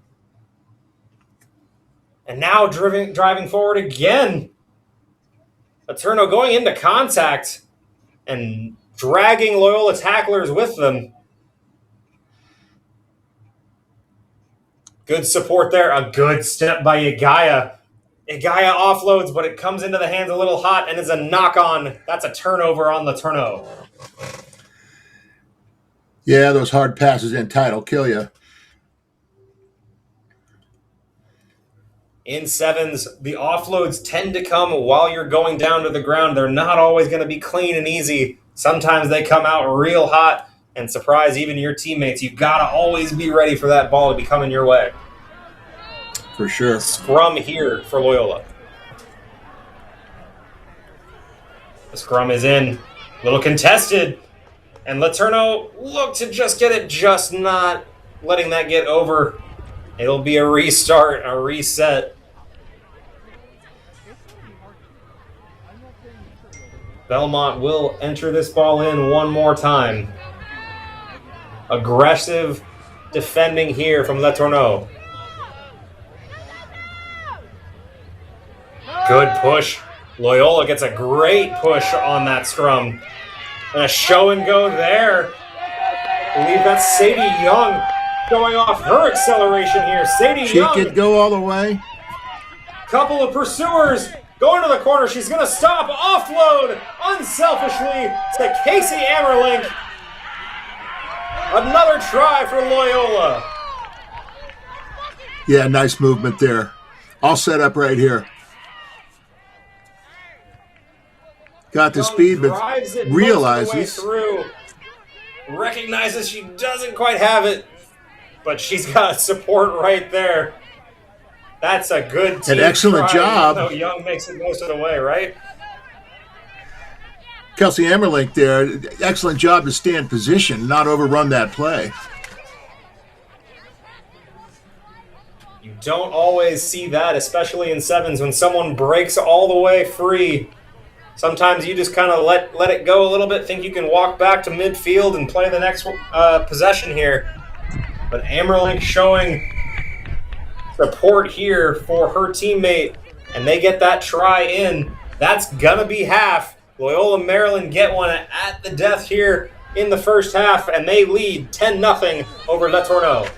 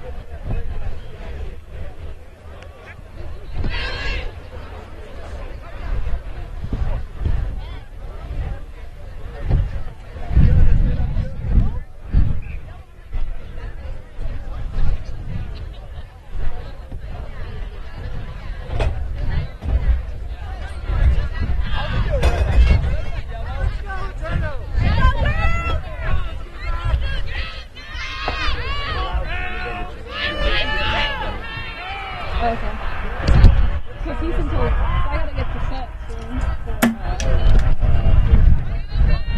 Yeah. Second half about to get started here. All Loyola so far.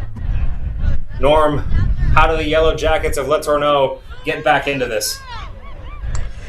That's a great question, Kenny. But they need to do something. Need to capitalize on some of their strengths. We've seen a couple of big carries from Rashid.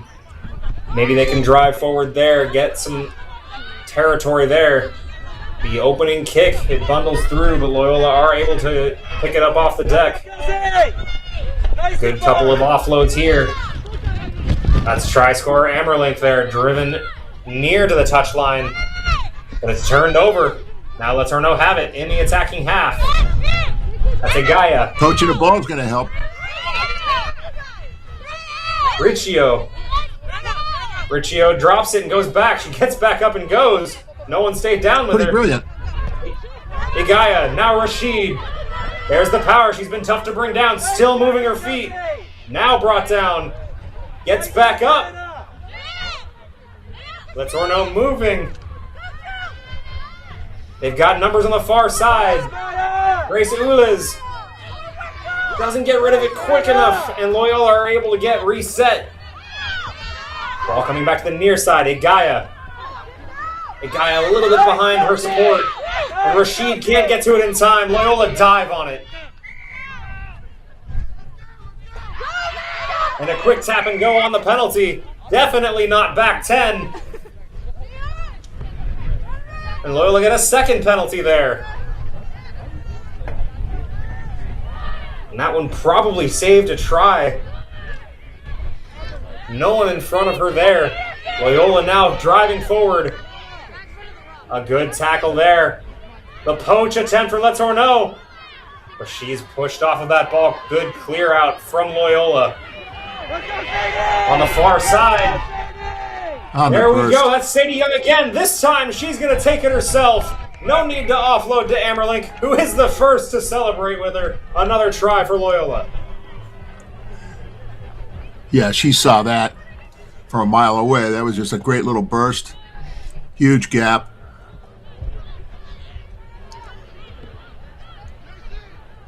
Loyola now 3 tries to the good. This one dotted under the post. Let's see if Belmont can convert. She can. It's going a little bit off to the side. Score remains 15-0. Loyola withstand that first burst from LeTourneau in the second half and put another one on their side as well. All Loyola so far in this quarterfinal.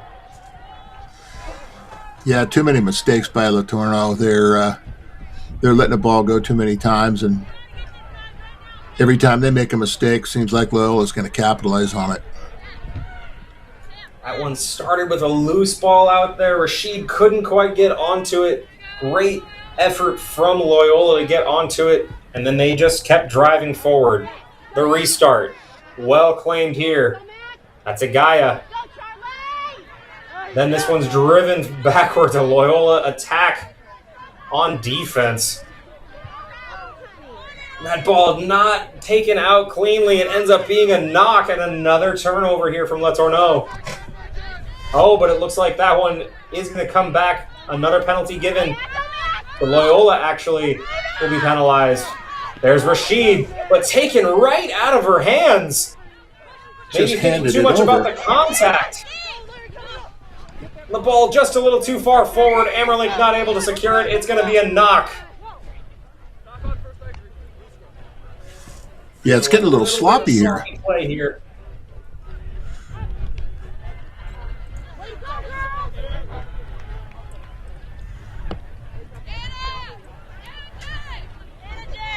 We've 3 minutes left, and Loyola's in command. They are indeed, Norm. We've got a scrum. You're going to get a great view of it from our camera angle right here. You'll see all of that tangle of legs trying to kick that ball backwards to their side of the scrum. You'll see the driving power trying to push the pile over the ball. A lot will be going on down there. The guy to enter the ball. It goes in. It's contested. And it is kicked back by Loyola. Belmont. She drops it off over to Pacheco. Good tackling by LeTourneau, keeping the ball in front of them. But numbers outside. That's Sadie Young again. Can she get to that corner? She is brought down, but she has support. One more corner to get all the way around to the edge. Another try here for Loyola. That was a beauty. Team try again from the girls in green. I've seen a well-coached side here, Ken. They've really been playing well and capitalizing on opportunities like this one. Nice offload. Sadie Young has Beat been that player around the dangerous and corner. involved. She's been involved in 3 of those tries. 2 of them with the offload directly leading to that try. Conversion, no good. But at this point, the conversions are just gravy on top of the mashed potatoes as Loyola leads 20-0 over LeTourneau. Yeah, it's been all Loyola. And mountain to climb here at 1 minute and 20 seconds left in the match. It's a mountain to climb, and the mountain keeps getting taller. And off of the restart, that ball hits the deck, but Agaya able to get there. Agaya been one of the bright spots for this LeTourneau on a backhanded offload there. He gets that over to Riccio. Riccio with an offload. Yeah, that was sneaky behind the back. Davis. LeTourneau at midfield. That one's on the deck. Agaya keeps that up. Rashid now with all of Loyola's defenders right through the referee right there. Somehow retained. The Yellow Jackets looking for some pride here late. Rashid with another push forward. It's been smart tackling from Loyola, even though Rashid's not been able to get brought down. The support's there immediately, and she's not able to get a clean offload out to somebody else. Numbers on the far side. Riccio.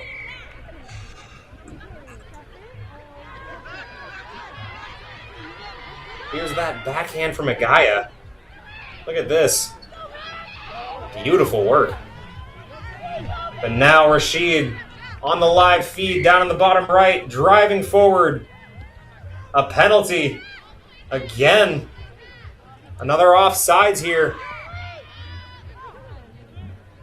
And the referee wants that to come back specifically to the spot.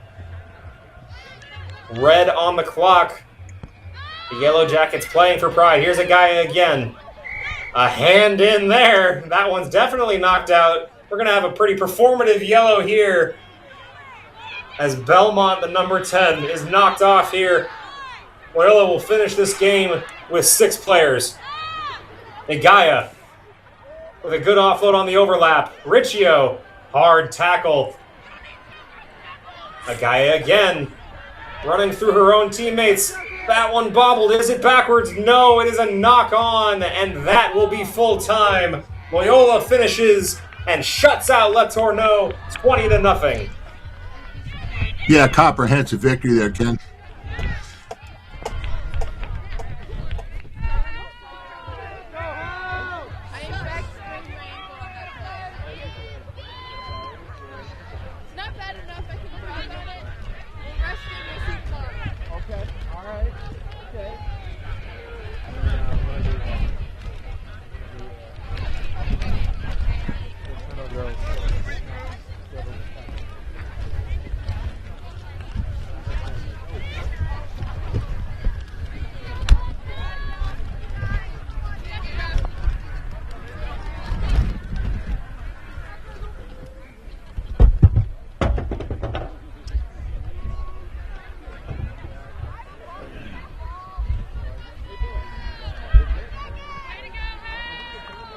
Yeah, I think you're switching with me, right?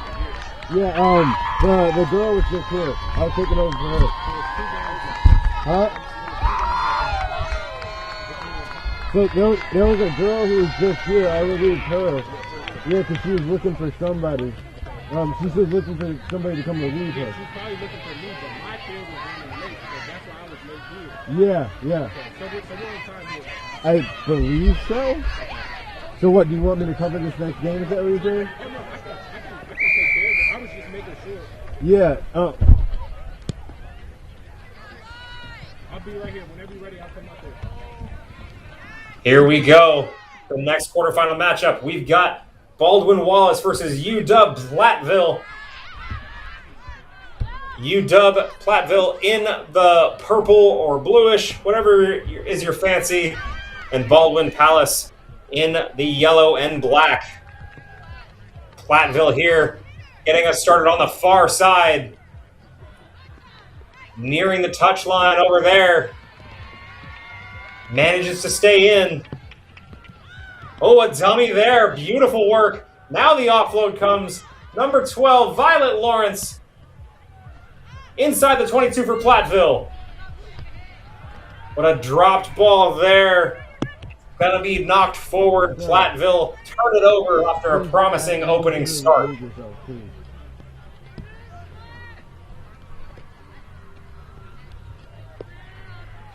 I need you to move yourself first. It's a liability issue at this point. The scrum here. Baldwin Wallace here. Now their first attack.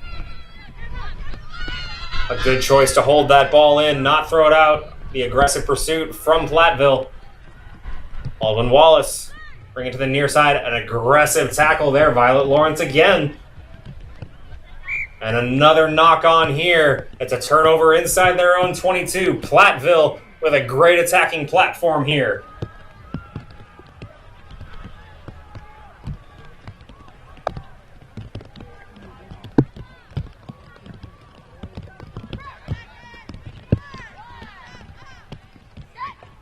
The scrum on the near side. Ball in. Comes out to Platteville immediately. Off to the far corner. Driving forward, near touch. But it looks like there will be another penalty. Couldn't quite see what it was, but it's going to be a turnover.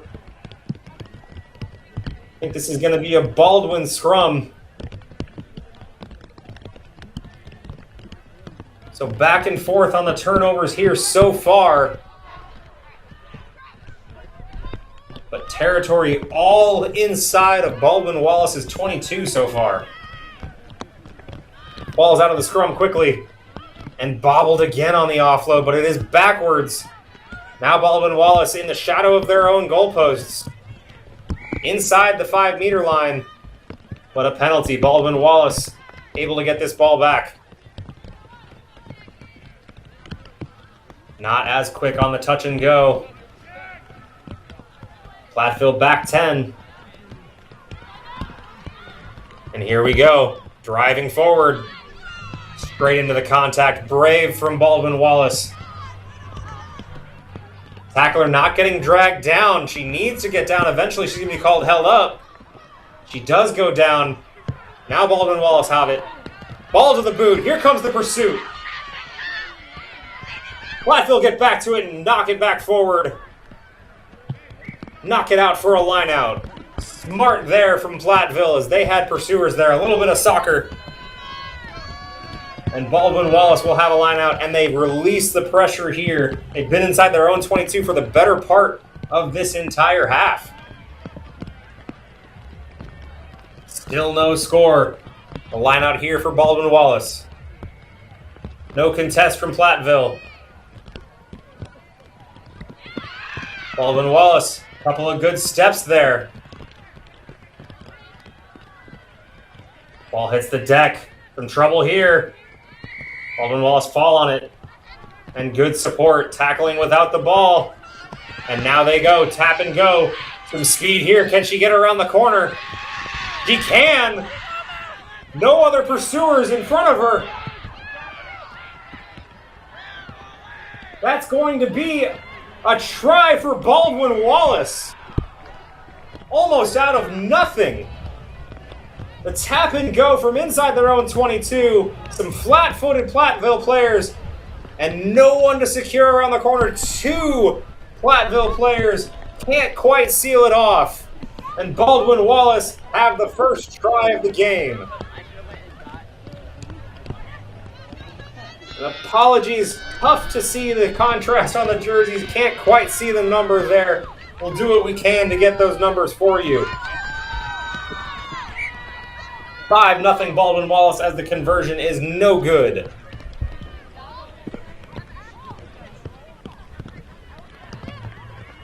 So against the run of play,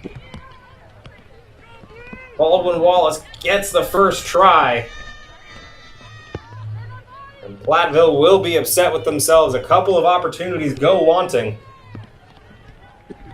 Opening kick on the restart. Hits the deck, and Platteville have it. Now they have a corner, and they get all the way around. Looks to be clear to me, and Platteville respond right away. Looked like that was Lydia Barracks over there on the far side. Barracks gets the ball down immediately off the restart. And the perfect answer for Platteville.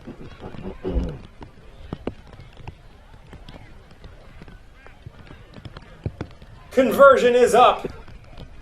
It is no good. We remain tied 5-5.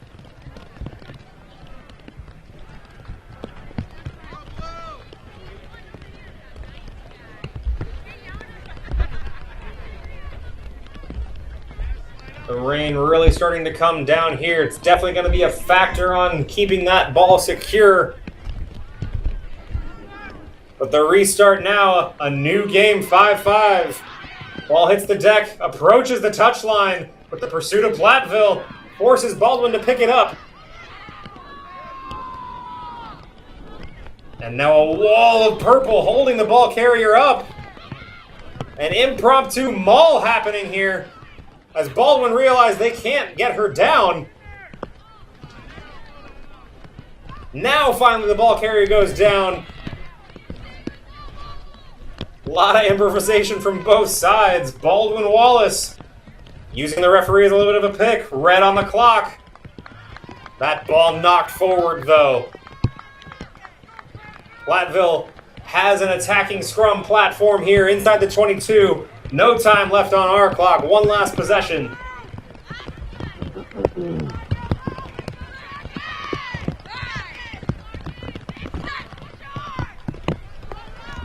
Ball entered in. But Baldwin Wallace get this ball out. And there's our original try scorer. She's got the speed. She gets the corner again. And another try from a turnover inside your own 22 to a try the other way. 80 meters to the house. Baldwin Wallace with 2 long-range try efforts. And they have the lead.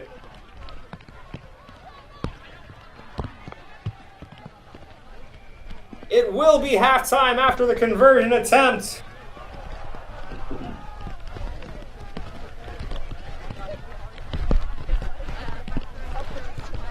That kick is up, and it is good. I believe it's Jordy Pash there. Or I'm sorry, not Jordy Pash. India Willis there, maybe with that one over the final line there. 12-5, our halftime score. Baldwin Wallace lead over UW Platteville.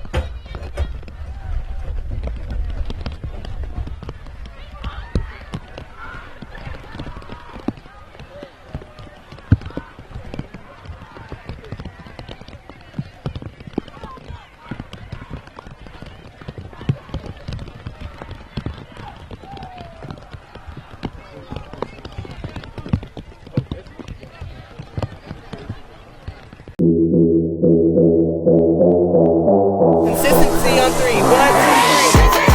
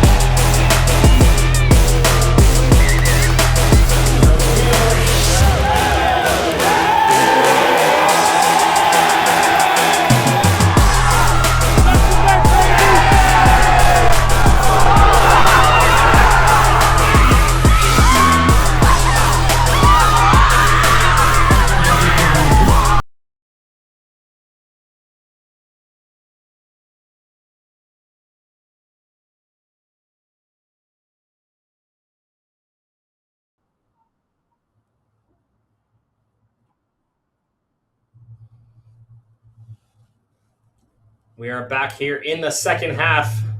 Baldwin Wallace leading 12-5 over University of Washington Platteville off of 2 long-range tries. UW with most of the possession and most of the territory.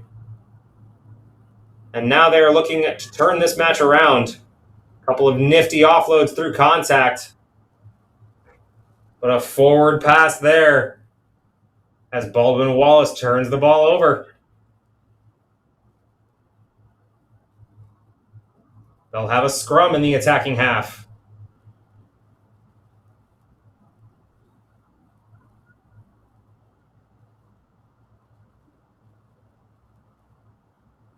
Ball in. Scrum is clean. There's your try scorer with the stiff arm. Eventually, got to be brought down. Takes 3 or 4 tacklers to do it. And she does get down.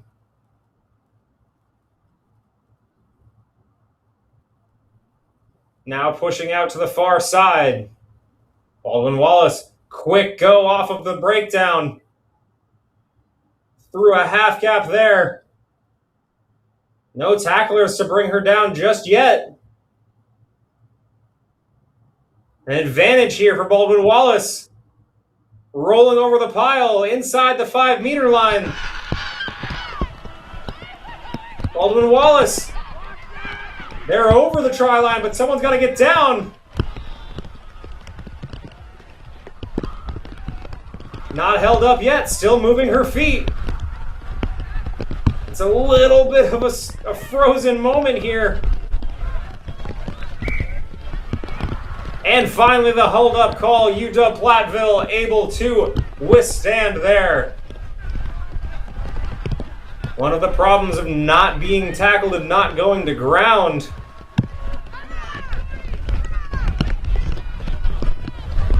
He'll stay with Baldwin Wallace off of the earlier advantage. So no rest for the wicked here for Platteville.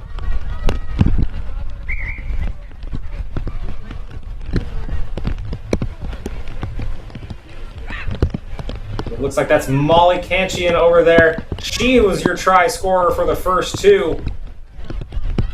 And she's got the ball out. Coming to the near side here, Baldwin Wallace. Ball bundled backwards. There's Kanchian again. Dangerous, 1 more to beat, and she is through. 3 tries for Kanchian.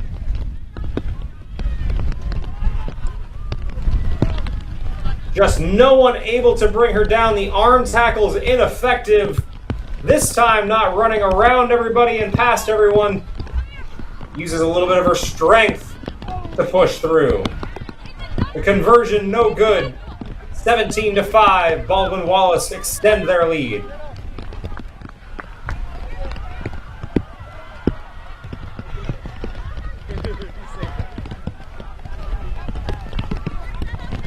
And you can really see the rain coming on your screen now.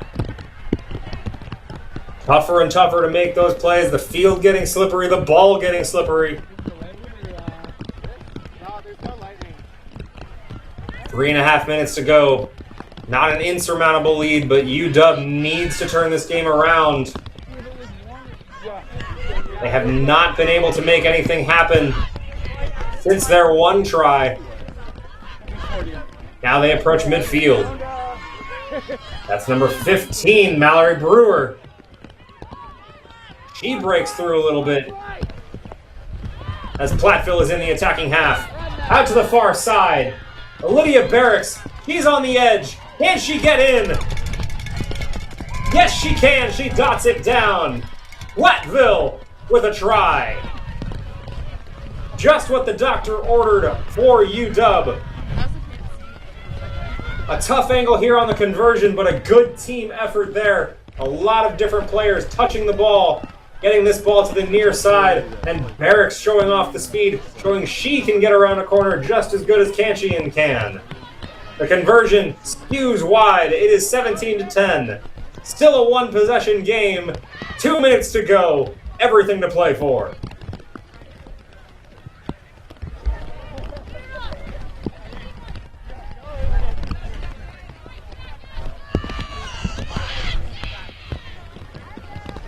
Platteville will kick this one away.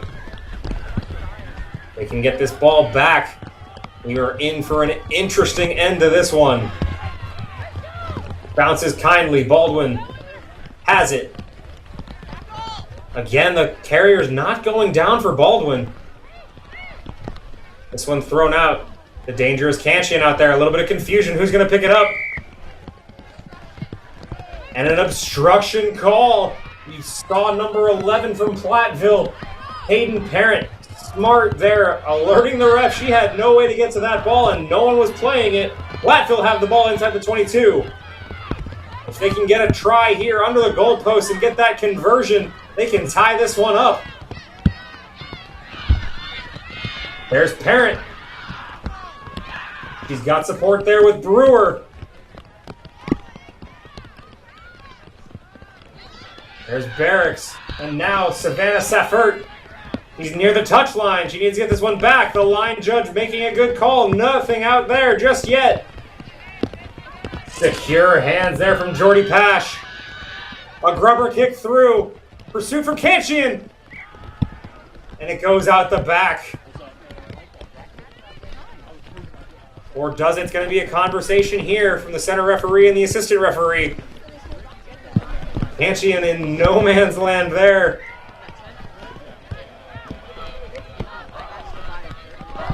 And the call is going to be in favor of Platteville. They're going to have a scrum mere meters away.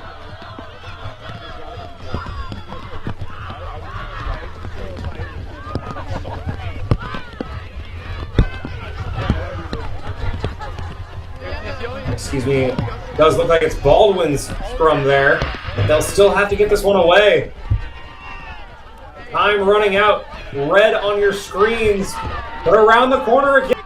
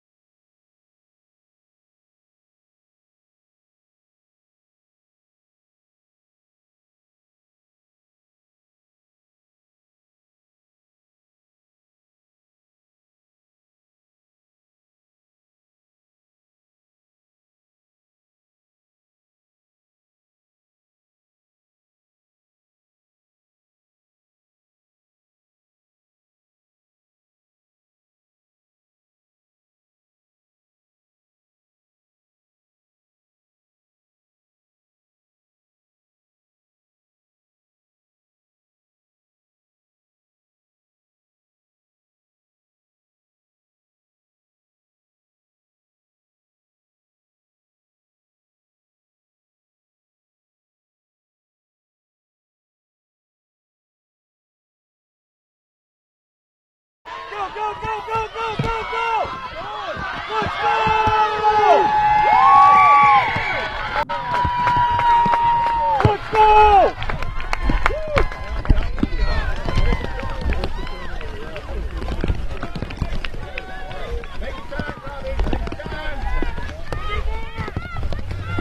are loving this! Let's go! All right, and we are back. Apologies for those technical difficulties there. The rain out there getting into our equipment a little bit. We had the final of the previous game, Baldwin Wallace, able to hold on there. But now we're in our new one here. Christopher Newport versus New Mexico Tech.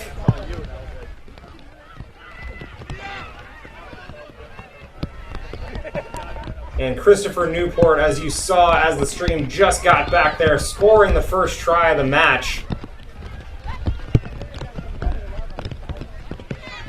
Apologies if we are missing some things on here. We will get that back to you as quickly as we can. New Mexico with ball in hand. New Mexico here in the red, white, and blue. Christopher Newport in the blue and white. New Mexico Tech with a runner here early. Dragged down there from behind. Great chase tackle, and Christopher Newport are able to turn this one over. Number 10, Tully Robinson. A good offload with contact there. An offload over the head. That was Georgiana Harsh who gets that one off. One more offload, desperation heave all the way to the back. Elizabeth Schad, she's through. And Newport in a second try. Smashing through the New Mexico Tech defense there. You saw the effort expended trying to get back. And Christopher Newport able to take advantage. A second try here early.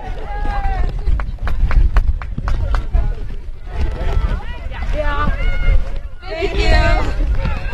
Yeah, of course. Robinson here on the conversion attempt. Successful through there. It is 12-0 CNU.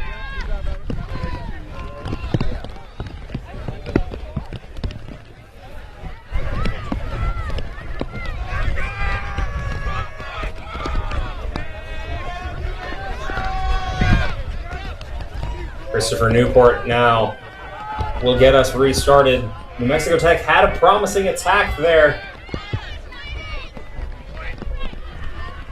He was brought down from behind.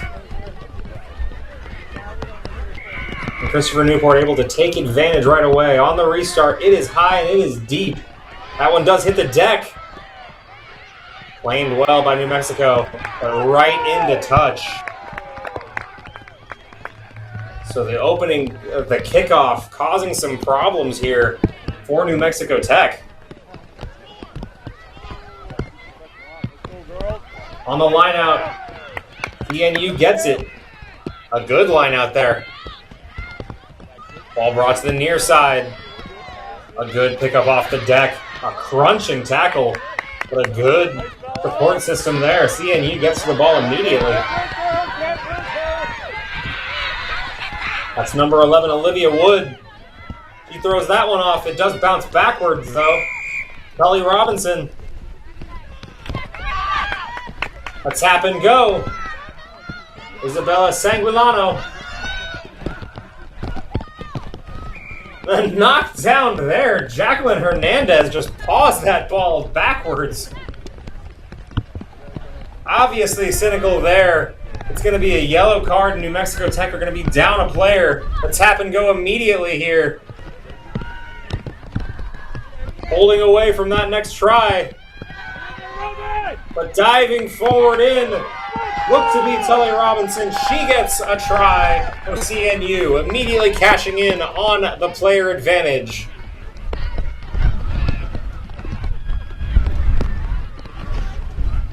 So a little bit cynical from Hernandez there, just obviously trying to stop the offload.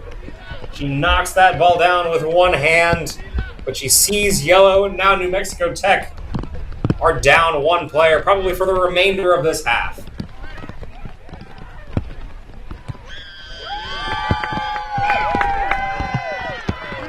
Conversion is good. Robinson converts her own try. And now CNU will look to capitalize and extend their lead even further. Our final match of the day here on Saturday at NCR Sevens, out here on Field 13. It's been a great day of rugby so far. The weather has turned on us a little bit as the day has gone on, but the rugby quality has not. We've seen everything today, from last-second tries to overtime, to yellow cards, heavy hitting tackles, incredible offloads. And we've still got one more day on the weekend to go. CNU kicks it away. New Mexico Tech gathers. The pursuit from CNU is good. Defenders are down there so quickly. A knock forward forced, and CNU smelling blood in the water here.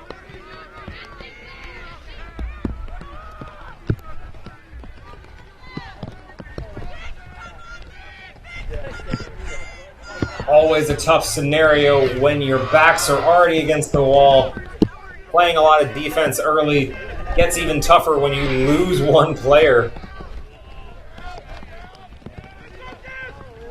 Scrum not straight, so we'll just do it again. Just a reset, no penalty. The referee readjusting to watch the other side of the scrum this time. Ball is in and cleanly taken by CNU. A good wheel around, but tackled well. Try scorer Robinson. Now coming to the near side. A good offload over a waiting defender. And out to the far side, another try here. CNU bags their fourth right before half. Hey, Chris, you got a towel? Another one?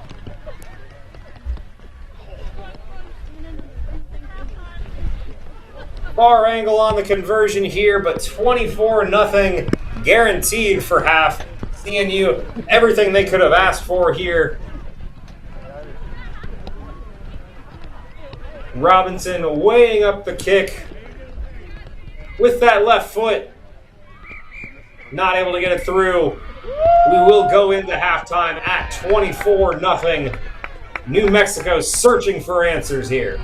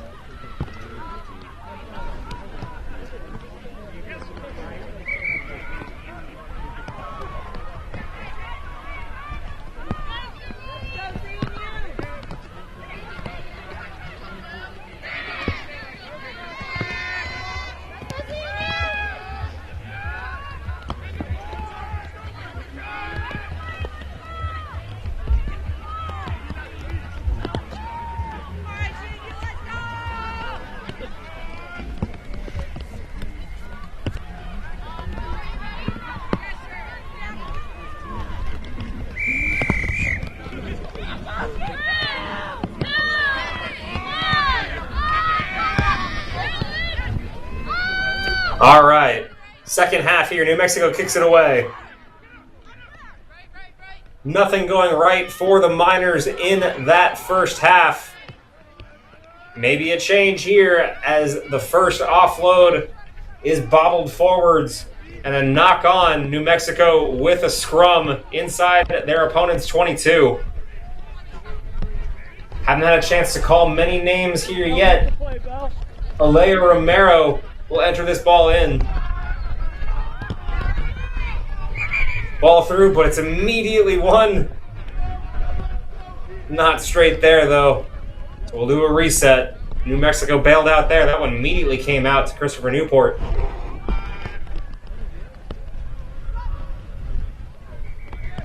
This one's in. It does get through. Romero with it. A step, but a strong tackle there. Romero again. She's got some speed trying to get to the corner. She stops and goes the other way. Numbers here for New Mexico if they can use it. But that ball is spilled out. And it's a ball forward, unfortunately, there. They had the numbers. Romero was swinging around. But New Mexico turned it over. And a promising attack is snuffed out by CNU.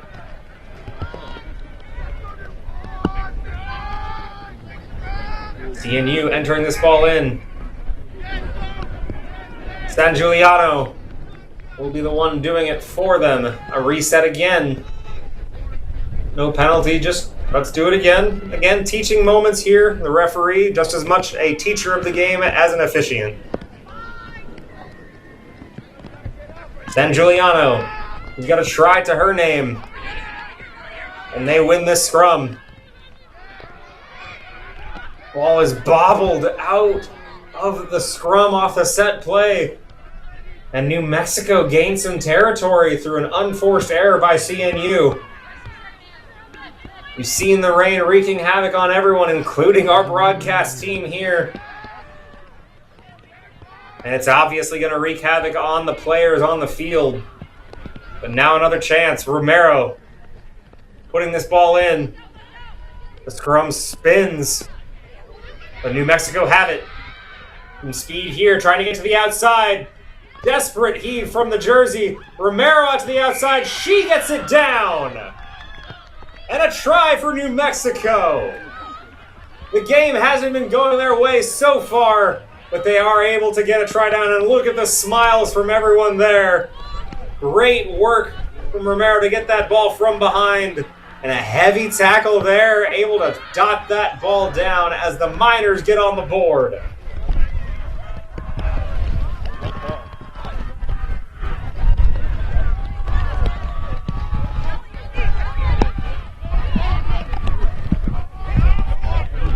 Conversion attempt was up, but no good. So the score remains 24-5. CNU leading comfortably here with about half of the second half gone.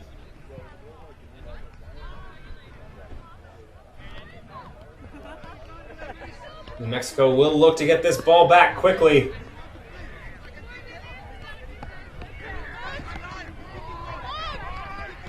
It'll be started in again. Jacqueline Hernandez. He had the yellow card in the first half. Back on the pitch now. Kicks this one high, but it's not going to go 10. This one will come back. CNU will start from the midline. They bring it forward. Rushed aside there. San Giuliano strong with the ball in hand. And a knock forward there, unfortunate. Janicia Johnston unable to hold on to it there as that is bundled forward, a knock on. New Mexico gets possession.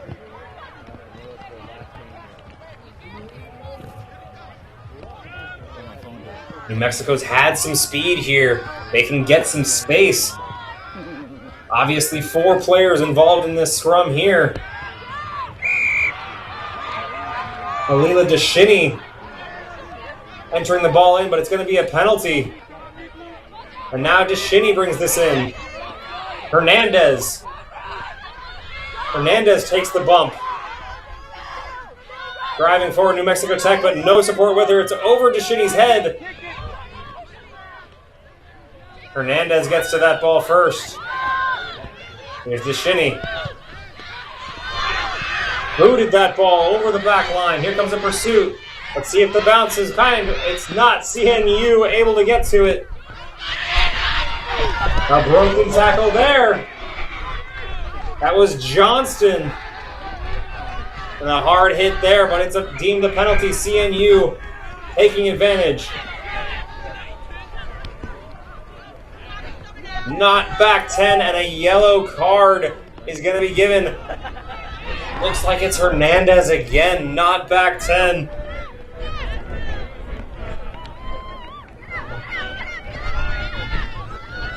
Excuse me, maybe not Hernandez there, because there's Hernandez in the attack. Maybe Sophia Moores with that yellow card. But New Mexico will finish this game with 6. Johnston spun down. Gathered well by by Elizabeth Schad. DeShinny in pursuit on her own by herself. Not clean there. And one more knock. Unfortunate. As CNU has one more attacking platform here in the last 30 seconds.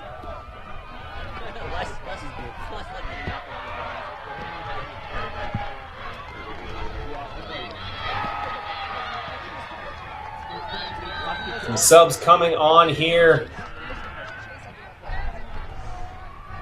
as we wait for this scrum.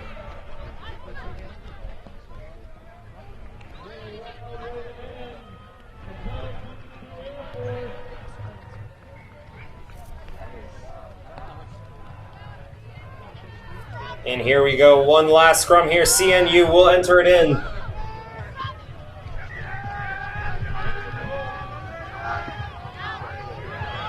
Ball is out.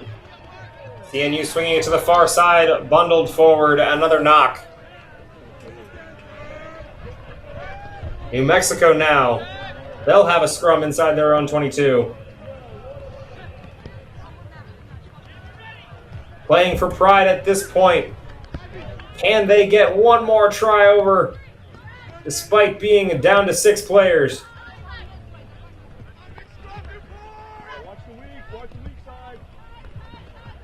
Ball is in. Released out here. New Mexico driving forward.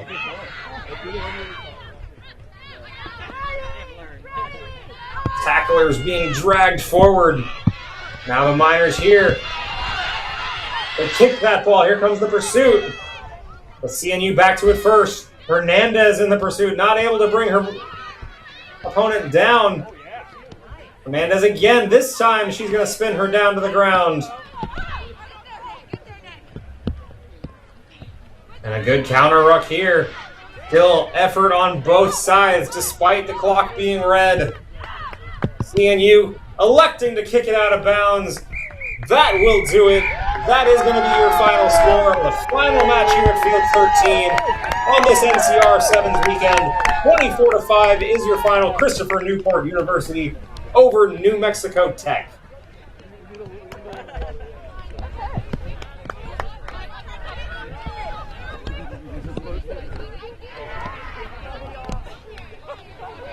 Okay.